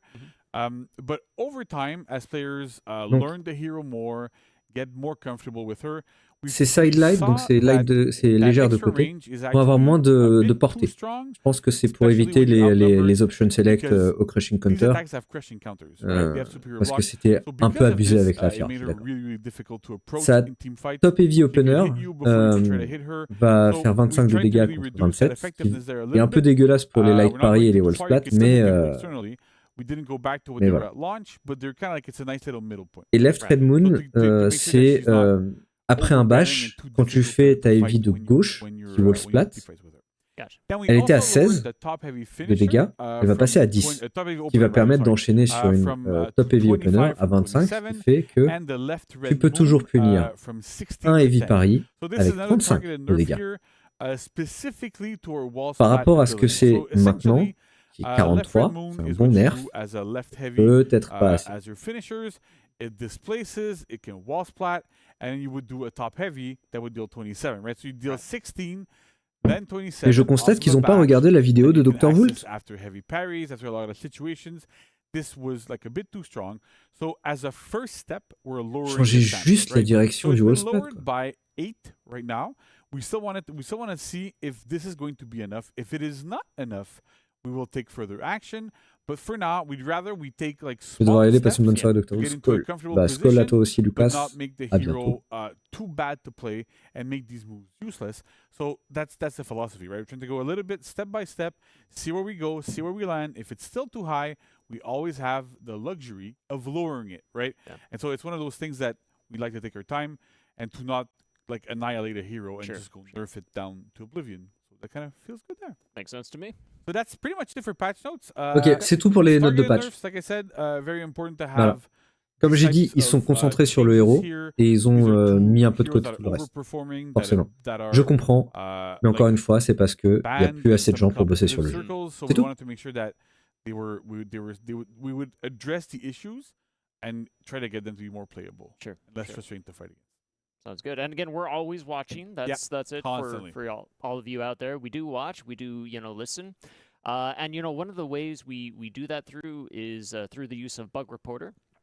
You've probably heard us talk about this on the Den before, but we actually have a really useful tool for recording bugs and providing un bug reporter qui permet de rapporter des bugs à l'équipe de développement. C'est encore mieux avec des screenshots ou des captures vidéo. Mais vous pouvez upvoter des bugs si vous les avez expérimentés. C'est pas moi qui ai coupé le son, c'est Ubisoft. Issue is that we tend to also see a lot of feedback kind of being sent in Bug Reporter. It's not bad to give feedback. We don't want to discourage anybody from giving feedback. Definitely not. Yeah, for sure. And we just really want to kind of encourage you to use like more of our social media channels or places like Reddit or other forums to kind of go and provide your C'est vraiment pour reporter des bugs. feedback. S'il y a un bug dans le jeu, vous pouvez le reporter et sur le site, les bugs qui ont été reportés, vous pouvez les upvoter pour dire effectivement c'est un bug important. Et ceux qui ont les bugs qui ont le plus de votes seront traités en premier, j'imagine. Mais si vous voulez faire des feedbacks, ce que disait Nolan, c'est que vous voulez juste faire un feedback, utiliser leurs réseaux sociaux, leur Twitter, leur X. Je pense que c'est sur ça. Reddit, j'imagine. Brian always knows. Everything. We're on everything. Ton of platforms. Yeah. That's great. So. And if people are wondering, like, do we ever see these bugs? Right? Yeah. I can say from experience, we have a wonderful person on the team called Sam, who regularly sends me some of the bugs from the bug reporter to look at. To go, okay, so is this a bug? How do we enter this? Like, what's going on? Par exemple, le bug où tu passes sous la map, ce serait bien un jour que. Or if it's an actual problem. So we un do jour, ça see sera these réglé. bugs really often. We have a look at them. We analyze them, see what it is.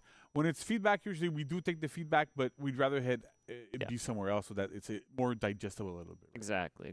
So again, just we hope that just kind of helps clarify that a bit too. Also, when you use Bug Reporter as well, like again, this is a really great tool for us as a team, but it helps us more like when you add a lot of information, pictures, screenshots, videos, links, stuff like that. It just helps us. So the more details, the more descriptive you can be, the easier it is for us to kind of investigate, track things down, find the best fixes on our side. So thank you for that. And a final note too, if you use Bug Reporter, les héros qui ont des festivals maintenant, ils en ont déjà eu clairement. Sometimes, honestly, we maybe have questions for you. So Bug Reporter kind of works two ways. You can send that information to us, but we may also kick it back to you and ask for more feedback, Bonne soirée à toi, Jocelyne. more details, Si tu as vu tout ce screenshots, qui videos, t'intéresse. that kind of stuff. So add as much details as you can and keep checking back in case maybe we have questions for On you va on the discuter topic, pour ceux but qui just veulent know rester that we jusqu'à la are fin et using tout. it. On va parler, je vais donner mon avis. Yeah, En exclusivité mondiale, je vais vous dire ce que je pense est la place de la Varangue dans la tier list débutant. Et voilà, on va discuter un petit peu. On va faire un récap à chaud, bien sûr. Encore une fois, je ne peux pas promettre que je vais faire un récap à froid parce que ça demande du travail et j'ai pas beaucoup de temps en ce moment. J'ai énormément de travail avec mon vrai travail. Donc le récap à chaud que vous retrouverez sur la chaîne secondaire, on le fera juste après la fin de la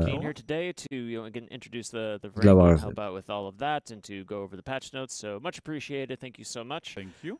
So stick around though, because we're coming back with our wrap up and outro, where we got some more awesome fun things to show you all. So don't go anywhere. We'll be right back.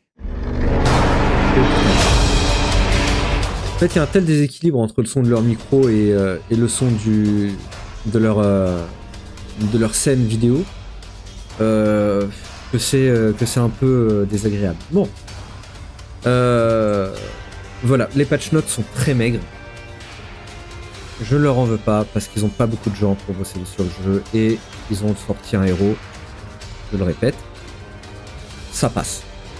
Qu'est-ce qui s'est passé pour cette patch note ? Nerf du Shinobi sur ses openers et sur son deflect. C'est tout. Nerf de la Afira sur ses light openers et finisher pour empêcher de option select avec les crushing counters, qui était un patch qui était attendu depuis un moment. Et nerf de sa top heavy déjà et de sa heavy de gauche après un bash, pour qu'elle fasse beaucoup moins de dégâts avec un wall splat, parce que ce wall splat est trop accessible. CF, la dernière vidéo de dr.vult, où je proposais d'autres solutions qui m'auraient semblé bien plus cohérentes à utiliser. Mais bon, je suis pas développeur, ils ont leur vision du jeu et je me dois de la respecter. Je répète, pour ceux qui m'ont jamais entendu le dire, je ne pense pas avoir le monopole des bonnes idées. Bonne soirée à toi, Kevin, de rien pour rester. Restez pour ceux qui sont intéressés, ça... je vous promets, je suis intéressé. Voilà, je pense pas avoir le monopole des bonnes idées. Les développeurs ont leurs idées, je peux ne pas être d'accord, vous aussi. Voilà, on a le droit de penser des choses différentes de chacun et différentes des développeurs. Mais bon, je pense que ça participera à régler le problème, mais je pense que ça ne réglera pas le problème. Je pense vraiment que ça aurait été réglé avec un changement de direction de l'attaque. Mais bref. Je pense quoi des changements globalement, des patch notes, il n'y a pas grand chose, mais ça va dans la bonne direction, donc ça me va choquer. Mais il n'y a pas grand chose à en discuter, quoi. I've heard armored Viking. When do we get an armored Viking? When do we get an armored Viking? And the answer is February 1st. There you go. So she'll be available February 1st for $7.99 US. Ils ont fait main un peu à changer que des dégâts. Choka, ils viennent de sortir un héros. Tous leurs efforts sont allés sur la Varangue. Donc, je leur pardonne. That's right. Mais c'est aussi la manière facile. Je suis d'accord avec toi que s'ils avaient fait plus d'efforts ou quoi, forcément ils auraient proposé un rework de la Fira peut-être. Mais ça demande beaucoup de travail. J'en sais rien de combien de travail ça demande, mais ils l'ont dit eux-mêmes. Ça demande beaucoup de travail. C'est des choses qu'ils ne peuvent pas faire d'un claquement de doigts. Bizarrement ou pas, je ne connais pas grand-chose à la programmation et surtout pas à la programmation de jeux vidéo et d'un jeu vidéo comme For Honor.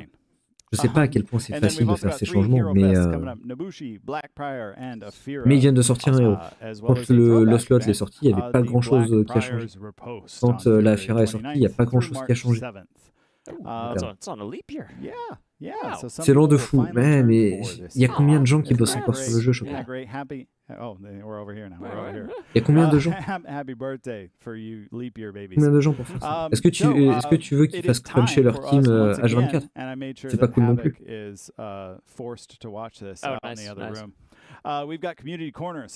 me semble qu'Ubisoft est l'une des rares entreprises vidéoludiques qui n'a pas vraiment de recours au crunching. I know. Yeah, I pick them too. That's what we got. All right, so first up, we've got Not Today, Satan, submitted by Ariamus. What is this? This is not today. It's not gonna happen. What? Just get him. How is he cheesing? He wants it so bad. he finally trades. Then we've got Catgirl Nouveau by @HumbleShark. Tous ceux qui posent des trucs dans l'onglet art du Discord, un jour vous serez peut-être dans ce community corner. Submitted by Vidal the King, one of our frequent submissioners on a Thursday. Just we're making up words. This one's funny because sometimes you wind up in a situation where somebody rage quits and there's a bot there, and you're like, oh, we're definitely gonna lose now, but not today. Is the bot gonna clutch? Is it gonna clutch? I don't know. We'll find out. Man. At least it's Anusha, which is one of my favorite heroes in the game, so I'm always excited, even to see. I generally don't have problems with bots, unless it's a Nusha bot. I think there's something there. I think we need to look into that. Et ben voilà, le bot qui a clutch, l'IA qui a clutch la game. And then this one made me happy. Samurai won a round of the faction war, and I like this one because we have Knights, Vikings, and Samurai all with a win. That's good, I guess. Ah, les bonnes ragdoll. Beyblade. Mettez plus de ragdoll dans le jeu, s'il vous plaît. I showed this to Vanessa. She was like, "I've never seen this. I've never seen this happen." That's fun. Yeah, Wardencopter goes. How is that happening? So there you go. Havoc out in the other room. I hope you enjoyed that. Hope you all at home enjoyed that as well. But Nolan, that's not all. We've got more stuff. Oh, that's very true. Very true. So, oh boy. So we also we've got some content of the week to talk about as well. So I know we're focusing a lot on the Breaking Guard launching next week on February 1st. But hey, guess what? Réaction Today, live. January 25th, we also have a Hero Fest for everybody's favorite War Mommy. That's right, coming out free to play this week. Extra XP Sympa. and an amazing new unique execution. So nice. We showed both sides of it. sympathique. Elle est pas mal. J'aime bien. I absolutely love the perspective from the person who's getting executed on that one. That's how I want to end all my meetings. And just someone do that to me, please. I feel like I don't want to go into a meeting with you. Je pense que c'est extrêmement cringe. We'll Skype it. Mais pour ceux qui comprennent pas l'anglais, vous avez de la chance.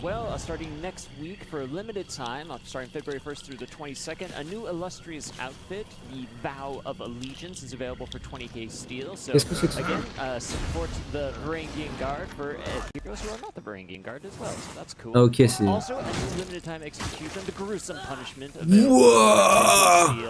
Get it while it's hot. Ça pique les yeux, littéralement. Elle est sympa cette exé. I love that Holda's just running around with red hot poker somewhere. I gotta imagine that hurts, but yeah, it's fine. Yeah. All right. Cool. And then we got, don't forget, it is February 14th coming up on us, which is the anniversary of For Honor. It's not just War Day. So remember, you've got the honorable celebration. Voilà, c'est une émote en plus. Between, je sais plus qui avait dit que c'est moyen pour une émote d'anniversaire. C'est une émote en plus, voilà, vous la prenez pas. Mais c'est cool que ça s'adapte au pattern de couleur. I love that kind of. I love those details. They're always so amazing. So the fireworks will always coordinate with your drip, which is the most important thing. There you go. Also, we've got, and if you're like me, Brian, and you maybe enjoy the music of this season, well, we've got a special surprise for you as well. Starting next week, you will be able to download the album Swords of Injustice, the original game soundtrack for this whole year, composed by Luc St. Pierre, our very own. And banger it's amazing. Banger after banger. I know. I saw someone in chat earlier saying that. Alors, les musiques, je suis toujours très positif sur les musiques de For Honor, parce que Luc St. Pierre est un excellent compositeur et il sait donner de l'âme aux saisons avec les musiques. Et les musiques de la quasi-totalité des saisons sont des bangers absolus. Peut-être qu'un jour je ferai une vidéo sur les musiques de For Honor, mais je pense que j'ai pas mal de recherches. So for our Marching Fire players out there, we want to just remind you that we have a new arcade weekly quest, the Ryoshi's Awakening, running from January 25th through February 1st, and also an event for this weekend, Honorable Slayer Challenge. So in honor of our newest Varangue Guard hero, go out there. Ça veut dire quoi, Honorable Kills? Ça veut dire que tu tues quelqu'un sans le ganker? Vikings like killing, and now they have more incentive to do it. Right. So Knights and Samurai, give them hell. At least try to stop them. Just try. Just try. So yeah, that about wraps it up. A quick reminder: join our official For Honor. I did that in rehearsal too. For Honor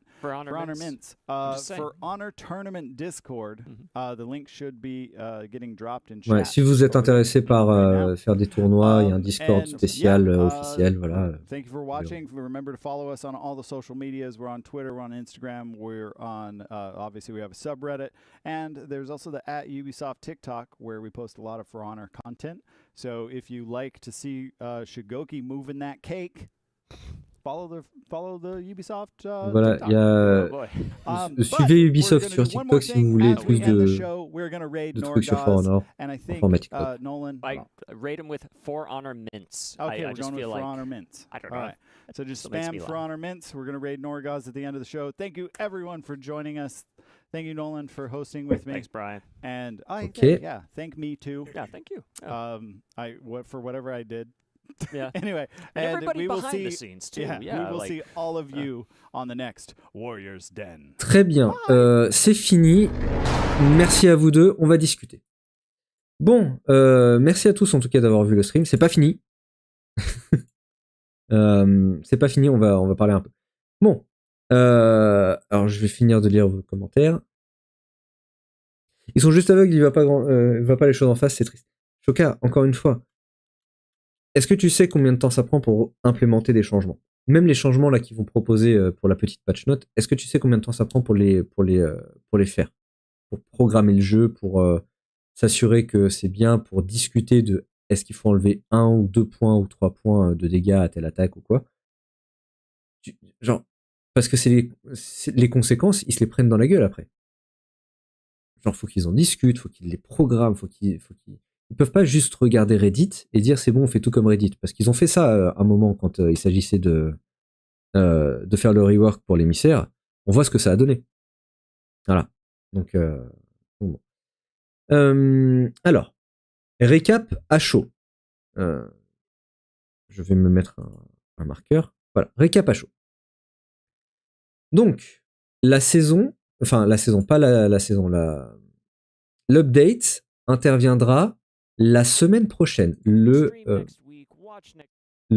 jeudi 1er février. Nous aurons le droit à la nouvelle héroïne, la Varangue, la garde Varangue, dépendamment de comment ils vont traduire, tout ça. Nouveau héros le 1er février. On y reviendra. Free Event Pass, on s'en fiche, c'est le pass d'événement qui viendra avec le nouveau héros. Les nouvelles armures seront dropables. Il y aura les HeroFest, comme j'avais dit, fin février, début mars. Voilà. Qui c'est qui avait raison? C'est dr.vult. Donc, je pense, notez dans vos agendas provisoirement, mais je pense que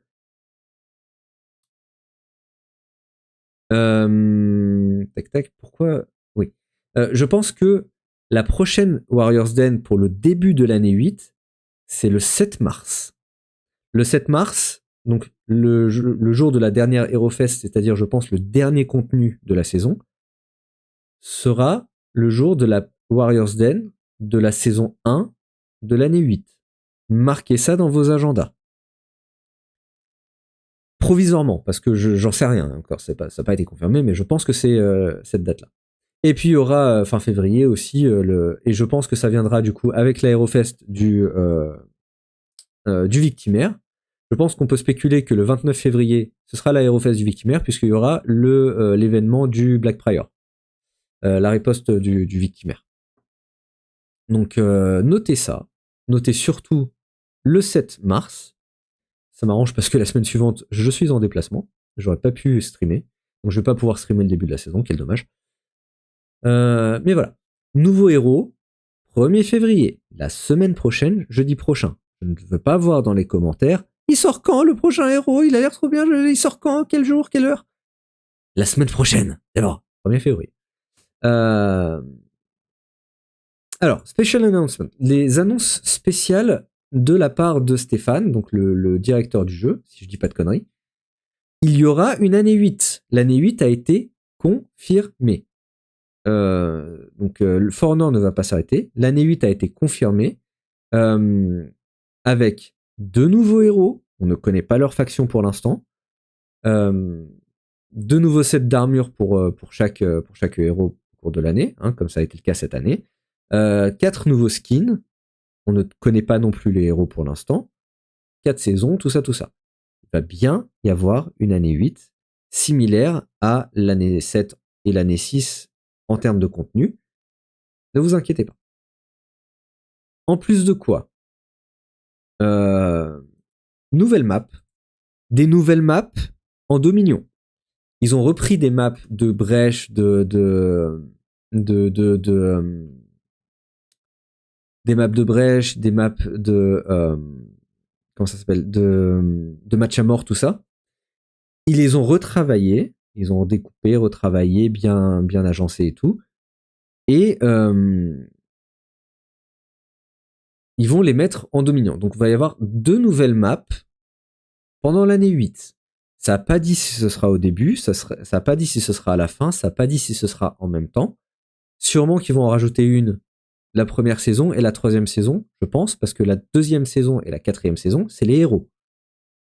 Si je dois spéculer, je dirais là-dessus. Surtout qu'ils viennent de faire l'annonce, très certainement qu'ils vont vouloir capitaliser là-dessus pour le début de l'année 8.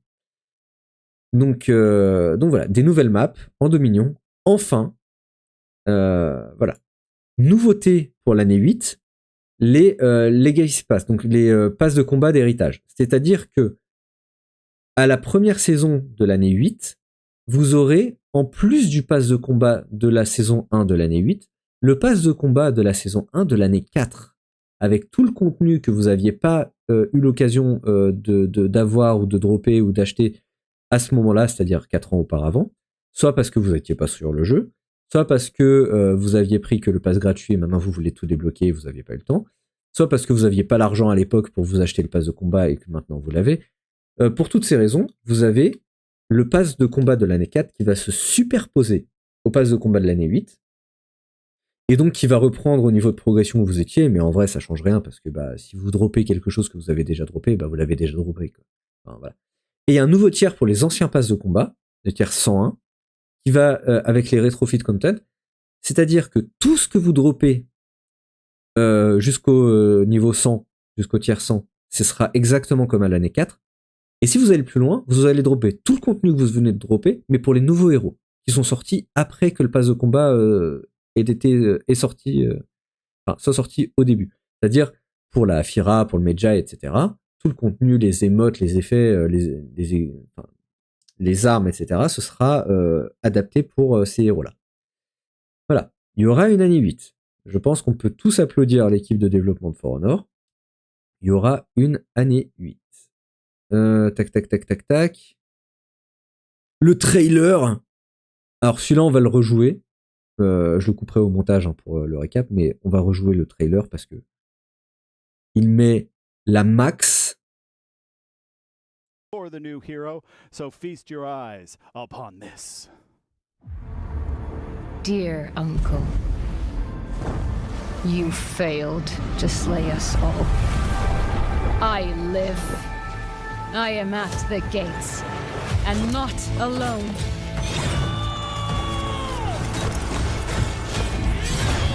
All my life, something was missing. But in exile, I found it. True dedication. A bond unbreakable.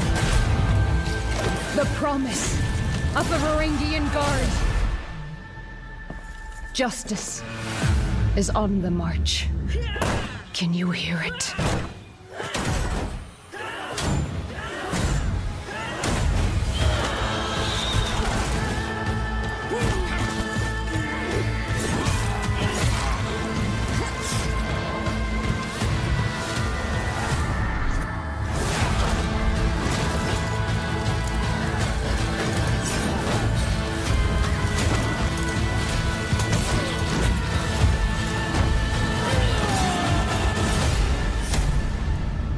Voilà.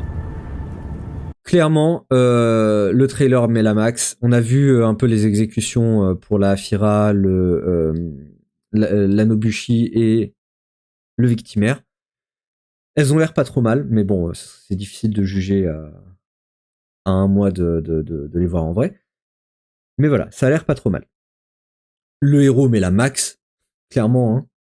Donc Narrative and Art, ils se sont inspirés des vrais gardes Varangue, Varangue. On attend toujours la vraie traduction en français d'Ubisoft. Ils ont ramené les stagiaires. Voilà. Ils ont ramené les stagiaires, l'historien et les designers un peu. Non, c'est pas les designers, c'est ceux qui écrivent le scénario. C'est les scénaristes du jeu. Voilà, enfin. Allez lire le lore sur le site, hein, c'est ce qu'ils vont vous dire. Donc dans le lore, elle, j'ai oublié son nom, mais c'est la nièce de Maddox, c'est-à-dire la fille du chef du village que Maddox a buté, donc du frère de Maddox, et elle est venue venger son père. Et elle va démonter sa race à Maddox. Et clairement, dans la tier list, elle sera un peu plus haute que les Highlander, hein. Faut pas déconner. Donc voilà, un peu pour l'histoire, pour le lore, etc. Pourquoi pas? Je pense qu'elle a été bien cherchée, tout ça. Pourquoi pas? Je m'attendais un peu à autre chose, je vais vous dire franchement. Je m'attendais, si jamais on restait dans la cohérence du lore qu'ils ont instauré à l'année 4, avec Astrea et Griffon, je m'attendais à ce que ce soit un perso de la campagne qui vienne buter sa gueule à Maddox, mais au nom de l'alliance de la chimère. Mais ils ont décidé de partir sur autre chose, très bien. Hein. Si vous voulez, voilà les premiers designs, les premières inspirations, tout ça. Faut aussi que je regarde l'heure parce que je dois me casser. Tac. Tout ça. les différentes armures qui sont très bien pensées, je trouve. Genre, il y a de tout. Il y a de la côte de maille, il y a de la petite plaque en tôle. Je sais pas si c'est du bois ou j'en sais rien. Enfin, voilà. Il y a de quoi faire. Il y en a pour tous les goûts. Et je pense que tout est relativement facilement interchangeable. Donc il y aura vraiment des Varangues, des Varangues uniques pour chacun. Je pense, ouais, voilà. Genre, les bras n'ont rien à voir avec la tête, qui n'a rien à voir avec le corps. Donc c'est bien parce qu'on va pouvoir vraiment swap tout et n'importe quoi. Ça va être vraiment cool. Ils ont bien pensé le truc. Le matériau, tout ça. Enfin, voilà. L'aspect narratif, les armes, que vous pouvez voir ici. Enfin. Les armes aussi, ils ont fait un truc pas trop mal, c'est qu'ils ont fait vraiment des trucs assez réalistes, assez crus, assez crédibles en fait, pour les sets de base, et qu'après ils sont partis sur des sets un peu plus travaillés, comme ça. Voilà, c'est la guerrière de base, là c'est la guerrière un peu plus noble, quoi, qui a fait ses classes, qui a pillé un peu de partout. Et dans les derniers sets, des trucs comme ça, c'est des guerriers un peu fantaisistes. Des guerriers mythologiques qui ont des pierres précieuses sur leur bouclier, tout ce que tu veux. Enfin voilà, t'as de quoi faire ton lore avec ta propre Varangue. Varangue, putain, je me perds dans mes propres appellations. Et ben voilà, ça c'est pas réaliste, mais c'est joli. 100%. Donc voilà, il y a de quoi faire. Il y a vraiment de quoi faire avec ce perso en termes de personnalisation. En termes de gameplay, en termes de son kit, on va parler d'abord de son kit, parce que voilà. Je vais pas tout montrer au détail parce que ça me prendrait trop de temps à revoir. Mais en gros, qu'est-ce qu'elle a la Varangue? Donc elle a double light opener, non n'importe quoi. Elle a déjà une chaîne de 2 coups. Elle a que 2 coups dans sa chaîne. Et ses lights en opener et en finisher ont un blocage supérieur. Comme la Hafira. Exactement comme la Hafira. J'espère du coup qu'ils ont pris en compte les problèmes d'option select avec des crashing counters qui viennent de patcher sur la Hafira et qui vont pas rendre la Varangue trop pétée vis-à-vis de ça. Mais ces lights en plus sont améliorés, c'est-à-dire que tu peux continuer ton combo si tu te fais bloquer. Ça va être un peu infâme, je pense. Ces heavy en finisher sont imbloquables et pin. Je vous les trouverai pas. Si, voilà. Ah, ça pin, vous voyez, ça pin un petit peu. Et elle peut enchaîner un finisher avec un headbutt, avec un coup de tête, comme le coup de tête du Jarl, mais pas comme le Jarl, qui est irréagissable, mais qui fait un mix, qui réinitialise sa chaîne. Donc tu mets un coup de tête, ça réinitialise ta chaîne, tu peux repartir sur une light ou une heavy, etc. Et si ton adversaire le prédit, tu peux l'attendre et juste guard break, pas guard break, et juste soit guard break son esquive, soit light parry sa dodge attack. Donc elle a les options, elle a le kit, elle a de quoi faire. Quoi d'autre? Je vais pas pouvoir vous retrouver toutes les séquences, mais ses attaques en esquive sont des light, donc comme le slot. Elle a un dash light et un dodge light. Pourquoi pas. C'est juste une question d'input à ce niveau-là, mais je pense que la seule différence que ça fait, c'est que elle peut pas exécuter sur une dodge attack. Voilà. C'est tout. Voilà. Elle a une garde totale, si jamais voilà. Elle a une garde totale temporaire comme la Ramusha. Ah oui, elle a aussi un bash en opener classique, comme beaucoup de héros. J'ai une vidéo en préparation sur les bashs, abonne-toi, mets la cloche. Vous voyez, elle peut réinitialiser sa chaîne avec son coup de tête, tout ça. Donc elle a un bash en opener classique, et elle a un full block, donc une garde totale, temporaire, comme la Ramusha, d'où découle potentiellement 4 options. Soit la light qui est relativement rapide mais qui est mono-cible, soit la heavy qui balaye un peu et je crois qu'il y a un bloquable, soit une zone qui balaye un peu plus, Peut-être dans l'autre sens. Non, elle a des heavy dans toutes les directions. Après un full block. Donc je sais pas à quoi sert la zone, donc faudra voir sur place. Hein. Et un bash, voilà, vous voyez, garde totale temporaire. J'ai l'impression un peu plus long que la Ramusha, mais je me trompe peut-être. Ah, et elle peut recovery cancel avec. Et bah, le bash qui est situationnel, qui va soit pouvoir confirmer une light, soit wall splat et confirmer une heavy, ou même ledge pour bah voilà, ledge. Et une particularité qu'elle a, qu'ils ont montré un peu plus tard. Tac tac, je vérifie si j'ai rien oublié. Hein. Le réseau, c'est chez Ubisoft, s'il vous plaît. Bon bref. Une particularité qu'elle a, c'est que quand elle est en situation d'anti-gank, ça c'est ses filles, tout ça. Bah alors, Ubisoft. C'est que quand elle est en infériorité numérique, si elle fait une garde totale et qu'elle arrive à bloquer, faire un blocage supérieur, elle maintient son blocage supérieur, elle maintient son pin de l'adversaire, elle bind l'adversaire pendant un plus long moment. Et pareil, donc elle peut bind plusieurs adversaires en même temps. Et choisir contre quel adversaire elle va faire sa riposte. C'est son aspect un peu unique. Avoir un peu en situation réelle ce que ça va donner. Moi, je suis un peu sceptique parce que je vois pas. Ça me paraît un peu trop bizarre pour l'instant. Mais enfin, je sais pas. Mais enfin voilà. Elle peut. Elle peut voilà bind ses adversaires quand elle fait un blocage supérieur. C'est fit. Premier fit, quand elle fait un blocage supérieur, elle soigne ses alliés autour d'elle, mais elle ne se soigne pas elle. Donc c'est un énorme fit soutien. C'est extrêmement cool en termes de design que ce soit pas un fit égoïste. Et voilà, en composition de team, ça va être obligatoire parce que c'est vraiment cool. Deuxième fit, c'est que quand elle arrive à faire un blocage supérieur, elle gagne une réduction de dégâts.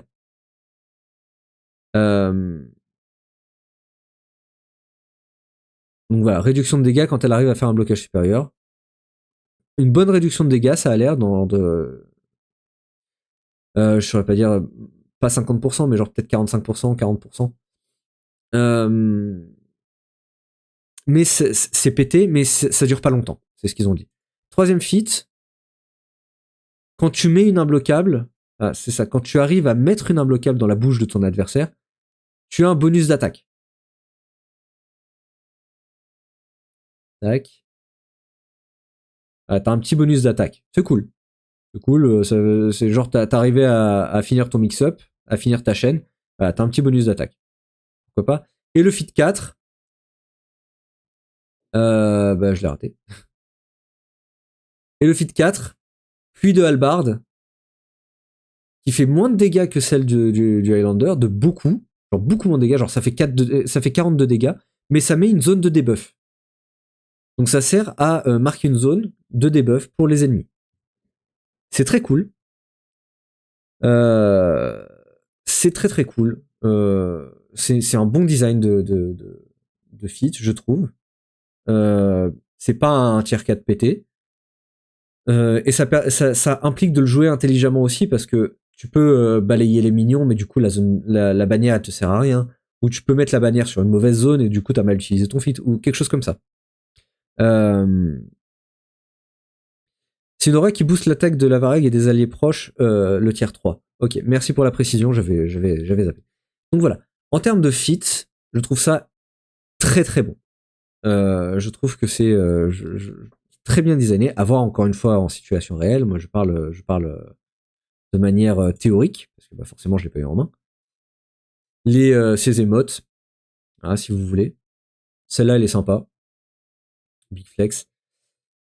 Celle-là, elle est cool. Genre, si tu l'as fait en force stack, ça doit être incroyable. Comment ils ont fait dans le trailer avec les autres héros qui tapent leur bouclier, c'est cool aussi. Très très cool.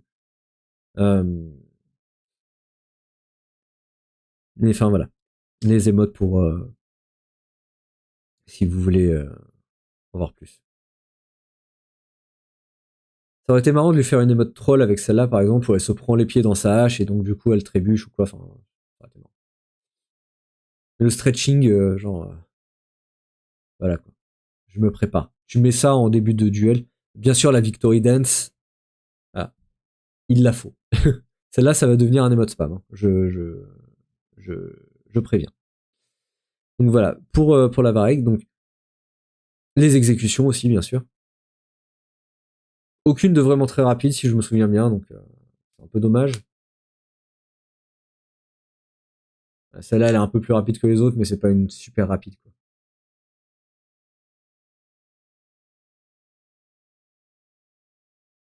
Et la dernière. Violence! Mais voilà, rien de très très rapide. Donc pourquoi pas. Mais voilà, la Varangue, je pense qu'elle est très bien. À voir en prise en main totale. Je suis pas bluffé, pour être honnête. Je suis pas complètement renversé. Je suis conquis par son design, conquis par ses feats, par son lore, etc. En termes de gameplay, j'attends de l'avoir entre les mains parce que je pense qu'il y a des subtilités à prendre en compte. Mais elle a l'air bien. Elle a l'air bien, je veux pas dire le contraire, elle a l'air bien. On est sur quelque chose de bon. Donc voilà, le match entre les youtubeurs, on en a rien à foutre, franchement. C'était une perte de temps totale, j'espère vraiment qu'ils referont pas ça, sauf s'ils invitent dr.vult. Mais c'était une perte de temps. Ils ont pas parlé du gameplay de la Varangue, ils ont parlé réellement de leur gameplay à eux, de leur match à eux avec leurs différents héros. On n'a pas eu l'occasion de voir beaucoup de gameplay Varangue. Donc c'est dommage, ça servait pas à grand chose. Je suis désolé, hein, c'est cool de se faire de la pub avec les youtubeurs hein, et les streamers, mais voilà, hein, c'était un segment qui ne servait à rien, malheureusement. Et regardez combien de la vidéo ça a pris, hein, combien du stream, c'était énorme. Voilà, après ils les ont interrogés, bah forcément, qu'est-ce que vous en avez pensé, tout ça. Customisation saisonnière, bon bah les armures, ok tiers, 12/20. Je ferai le clip de la réaction en live. Pourquoi pas, hein, mais ouais, les armures, ok tiers. Les notes de patch. Si la vidéo veut bien se relancer, hein, ce serait bien.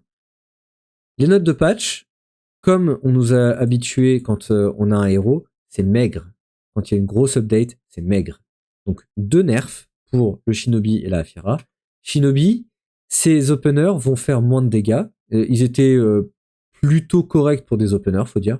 Genre les heavy openers normaux et les light openers un peu forts. Mais faut pas oublier que le Shinobi a des combos light. Donc c'est déjà pété. Et là, ça reste supérieur à la moyenne. Son deflect maintenant a été nerfé à 20 dégâts, mais comme Jesse l'a dit, c'est justifié parce que son deflect est très fort, ça casse l'hyper armure, ça enchaîne sur un mix-up, donc voilà, c'est justifié. Je pense que ça aurait pu être nerfé encore plus, tellement c'est puissant. Aphira, bien sûr, ma petite Aphira. Donc c'est sidelight, que ce soit en opener ou en finisher, ont moins de portée pour éviter les options select avec les crushing counters. C'était un patch qui était attendu depuis 1 an, il est là. Sa top heavy en opener fait 25 de dégâts, ce qui est faible pour une opener. Mais voilà, c'est pour nerfer un peu le wall splat. Justement, sa heavy de gauche qui wall splat, enfin, qui déplace, a été nerfé à 10 de dégâts après un bash.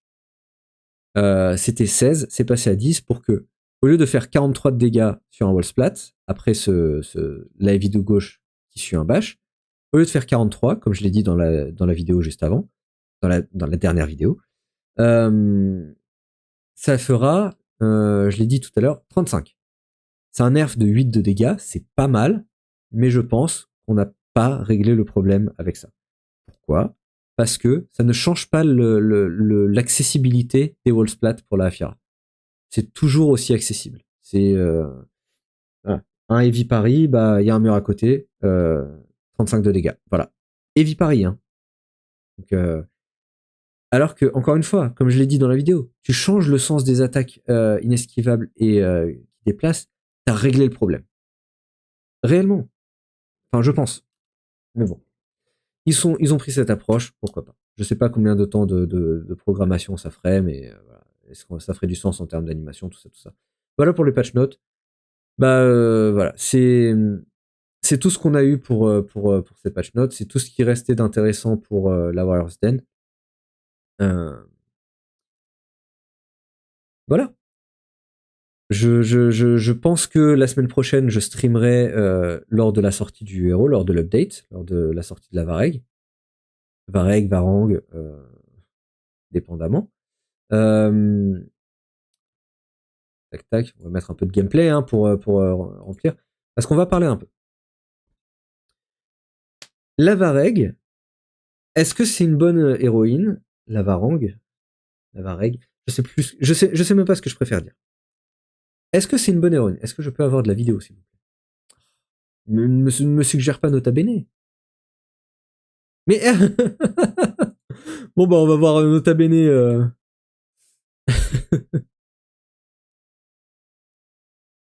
Putain. C'est compliqué hein, chez Ubisoft. La Varangue, est-ce que c'est un bon perso? Ah oui, les tournois, tout ça, comme d'avant. Salut, alors nouveau perso, il est pété, est-ce qu'il est trop fort ou pas? Et qu'est-ce? J'y viens. Alors, la Varangue. si le stream veut bien me donner un peu de gameplay, ça serait agréable. Tac, tac. Putain. Bon bah, on va pas avoir de vidéo, hein.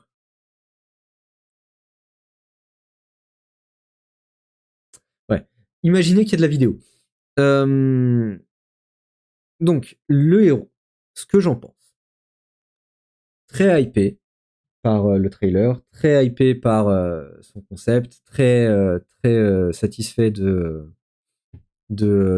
sa fashion, et très hypé du fait qu'ils ont pensé à lui rajouter du grec dans ses quotes, dans ce qu'elle va dire, quand elle fera des moves, ou peut-être des feats, qui sont plus dirigés vers l'équipe ou plus dirigés vers son aspect mercenaire, fidèle, etc.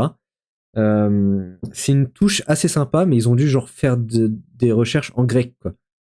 Pour faire des quotes en grec. Je trouve que c'est une attention du détail qui est très agréable, très appréciable de la part des développeurs. C'était pas obligatoire et ils l'ont fait. Encore une fois, rendez-vous compte de l'âme qu'a ce jeu. Je remets au début, hein, comme ça, bah voilà. Au moins, il y a un peu de flux vidéo. Rendez-vous compte de l'âme qu'a ce jeu. Rendez-vous compte de l'âme que lui donne son équipe de développeurs. Ils ont été faire des quotes en grec ancien pour donner un peu de cohérence à certains aspects du héros. C'est prodigieux. Sinon, elle va parler islandais, donc comme tous les autres Vikings, quand elle va faire des moves bien vénères, bien violents et tout. Voilà, c'est pour noter un peu sa dichotomie, sa bivalence, son double aspect, quoi, son double emploi. Donc ça, c'est réussi. Son design est réussi. Ses feats sont très réussis et son moveset est, je pense, globalement réussi. Les animations ont l'air un poil moins qualitatives que les précédents héros. Je dois le dire. Je vais pas réussir à remettre le passage gameplay ou quoi, hein, parce que bah... Est-ce que je vais y arriver? Je vais y arriver. J'ai l'impression que ces animations... Alors, ils ont dit, ouais, regardez comment les animations sont trop belles quand elles changent de garde, ça, comme ils ont fait pour la Fiera. Hein. Mais j'ai l'impression qu'elles sont... ces moves sont un peu... un peu approximatifs. Bah forcément, on n'a plus de vidéo, très bien, hein, merci Ubisoft. Elle a quelques animations qui ont l'air un peu approximatives. C'est pas raté, hein, mais c'est pas aussi fluide que l'Ocelot, c'est pas aussi fluide que la Fiera, enfin, de ce que je peux voir en tout cas maintenant. Après, c'est difficile à juger réellement sur un stream en 30 fps et 360p. Quoi. Moi, je l'ai réglé en 180p, mais Ubisoft envoie ce qu'il peut. Mais voilà. Mais sinon, voilà, son moveset a l'air bien.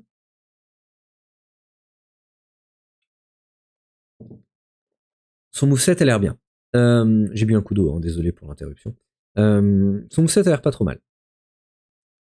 J'annonce que je l'achèterai Day One et qu'on fera un stream pour la tester.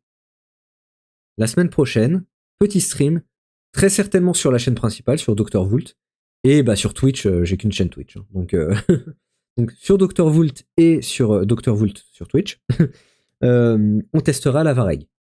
La Varangue, on aura très certainement plus de précision sur la traduction qu'ils auront choisie à ce moment-là. Donc ne manquez pas ça. On va la tester en 1v1 et en 4v4, sans la commu et avec la commu. Donc je jouerai avec vous pour voir un peu ce qu'elle vaut. N'hésitez pas à l'acheter si vous voulez faire un force stack de Varangue, ce sera marrant peut-être. Voilà. Il y a aussi, je voudrais commenter le fait que Slenderus, que certains suivent peut-être, avait théorisé que comme elle a une hache longue et pas une hache à une main, ce serait peut-être un héros qui changerait de posture, comme le Magi ou comme le Highlander. Quelque part, je suis content de voir que c'est pas le cas. Je pense que ça aurait été un peu aller trop vite en besogne et un peu voir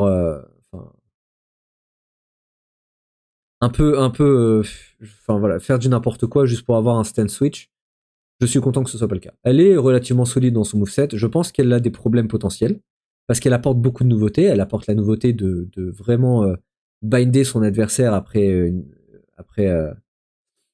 un blocage supérieur. Je sais pas à quel point ça va être viable ou est-ce que ça va avoir l'air d'être des bugs parce que les animations de binding sont vraiment longues, quoi. Donc on va voir ce que ça donne. Mais j'aime bien que tu puisses réinitialiser ta chaîne avec un coup de tête, qui est un mix-up. J'aime bien le fait que tu aies une garde totale temporaire, même si je le voyais plus pour la Valkyrie. Et j'aime bien le fait que tu aies plusieurs options. J'aime bien le fait que tu aies plusieurs options après la garde totale, mais j'ai l'impression qu'il y en a qui servent à rien, pour être honnête. J'ai l'impression qu'il y a vraiment que la heavy qui a une vraie utilité. On verra. Peut-être que quand je l'aurai en main, je changerai d'avis et que, effectivement, ça a vraiment chaque option a son utilité. C'est ce que j'aimerais voir. J'aimerais voir que chaque option a une vraie utilité. À chaud comme ça, je suis pas déçu comme je l'étais à froid avec l'Oslot. J'ai l'impression qu'elle a vraiment l'aspect identité qui est assez bien poussé dans son moveset aussi.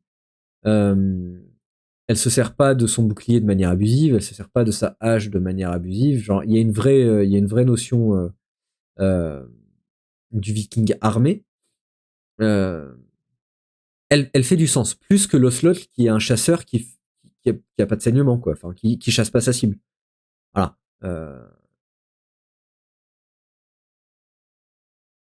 Voilà. Mais ça, la question que j'ai, c'est est-ce que la heavy est lente? Parce que la heavy est plus lente que la heavy de la Ramusha, par exemple.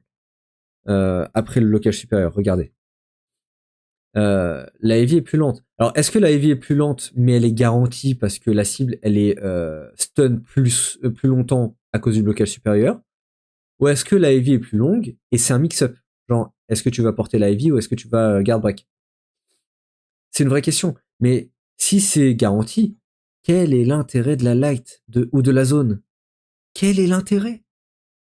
Allez pas me dire que c'est une meilleure hitbox parce que le principe de la light, c'est juste de poke ton adversaire plus rapidement parce que t'as target switch, genre t'as changé d'adversaire pour punir un gars qui va tenter de te pile. Mais la hitbox là, elle peut aussi permettre, genre si la heavy après le blocage supérieur, elle est multidirectionnelle. Pareil pour la light. Regardez, elle est rapide, mais elle est multidirectionnelle. Donc, est-ce que la rapidité, c'est une feature en soi qui fait que c'est garanti et que tu peux vraiment interrompre les tentatives de pile? Ou est-ce que il y a que la heavy qui sert à quelque chose? Réellement, vraie question. Voilà. son bash est situationnel, mais au moins il confirme une light quand il wall splat pas. Pas comme la Ramusha qui confirme rien quand il n'y a pas de mur. Donc pourquoi pas. Regardez, c'est junky as fuck. Elle reste une seconde le bras levé à faire son blocage supérieur. Ça a l'air un peu genre. Heureusement que c'est pas une hybride parce que là on se serait dit mais elle est trop lente pour une hybride. Heureusement que c'est un tank quelque part, j'ai envie de dire. D'ailleurs, je bois de l'eau dans une shop à bière Viking pour me mettre dans le thème. J'aurais dû le dire en début de stream. Je bois de l'eau comme un Viking. Mais ouais, voilà. Pour son moveset, voilà, je suis confiant. Je pense qu'il y a des potentiels problèmes, mais je reste confiant. Je regarde l'heure, faut que je me dépêche vraiment, hein, donc je vais finir là-dessus. Je vais finir sur, si vous avez des questions, des messages ou quoi, n'hésitez pas parce qu'après c'est fini. Je vais finir sur ça. Quelle est la place de la Varangue, de la Varangue, dans la tier list débutant de dr.vult? D'ailleurs, n'hésitez pas à me dire, soit en commentaire, soit dans le chat, est-ce qu'on devrait consacrer un live à commenter la tier list? Parce que je pense qu'il y a énormément de gens qui ont vraiment pas compris à quoi elle servait et qui l'ont mal interprétée. Avant de répondre et de finir le stream, pour tous ceux sur YouTube qui l'ont pas encore fait, mettez un pouce bleu au stream, ça me ferait extrêmement plaisir. Donc, dites-moi vraiment hein, en chat ou en commentaire, si on fait un stream de commentaires pour commenter la tier list débutant de dr.vult et d'expliquer la logique de chaque placement. Parce que plus qu'une tier list, c'est un classement aussi. Et chaque place dans la tier list a été réfléchie, pensée, scriptée, etc. Je l'ai pas faite au hasard. Et s'il y a beaucoup de gens qui l'ont pas comprise, est-ce qu'on devrait faire un live pour expliquer comment elle est construite, expliquer chaque placement, etc. Dites-moi tout ça. Mais en bref, la tier list, c'est quel est le héros le plus facile à prendre en main et le plus facile, non seulement le plus facile à prendre en main, mais celui qui va te permettre de comprendre les principes de base du jeu le plus efficacement possible. C'est à ça que ça sert, cette tier list. Oui, carrément avec des joueurs. Et j'inviterai des compes, des high level et tout, et on pourra peut-être faire un commentaire et une discussion, peut-être. Un live spécifique. Pourquoi pas? Merci, jeune. Je demanderai à des gens.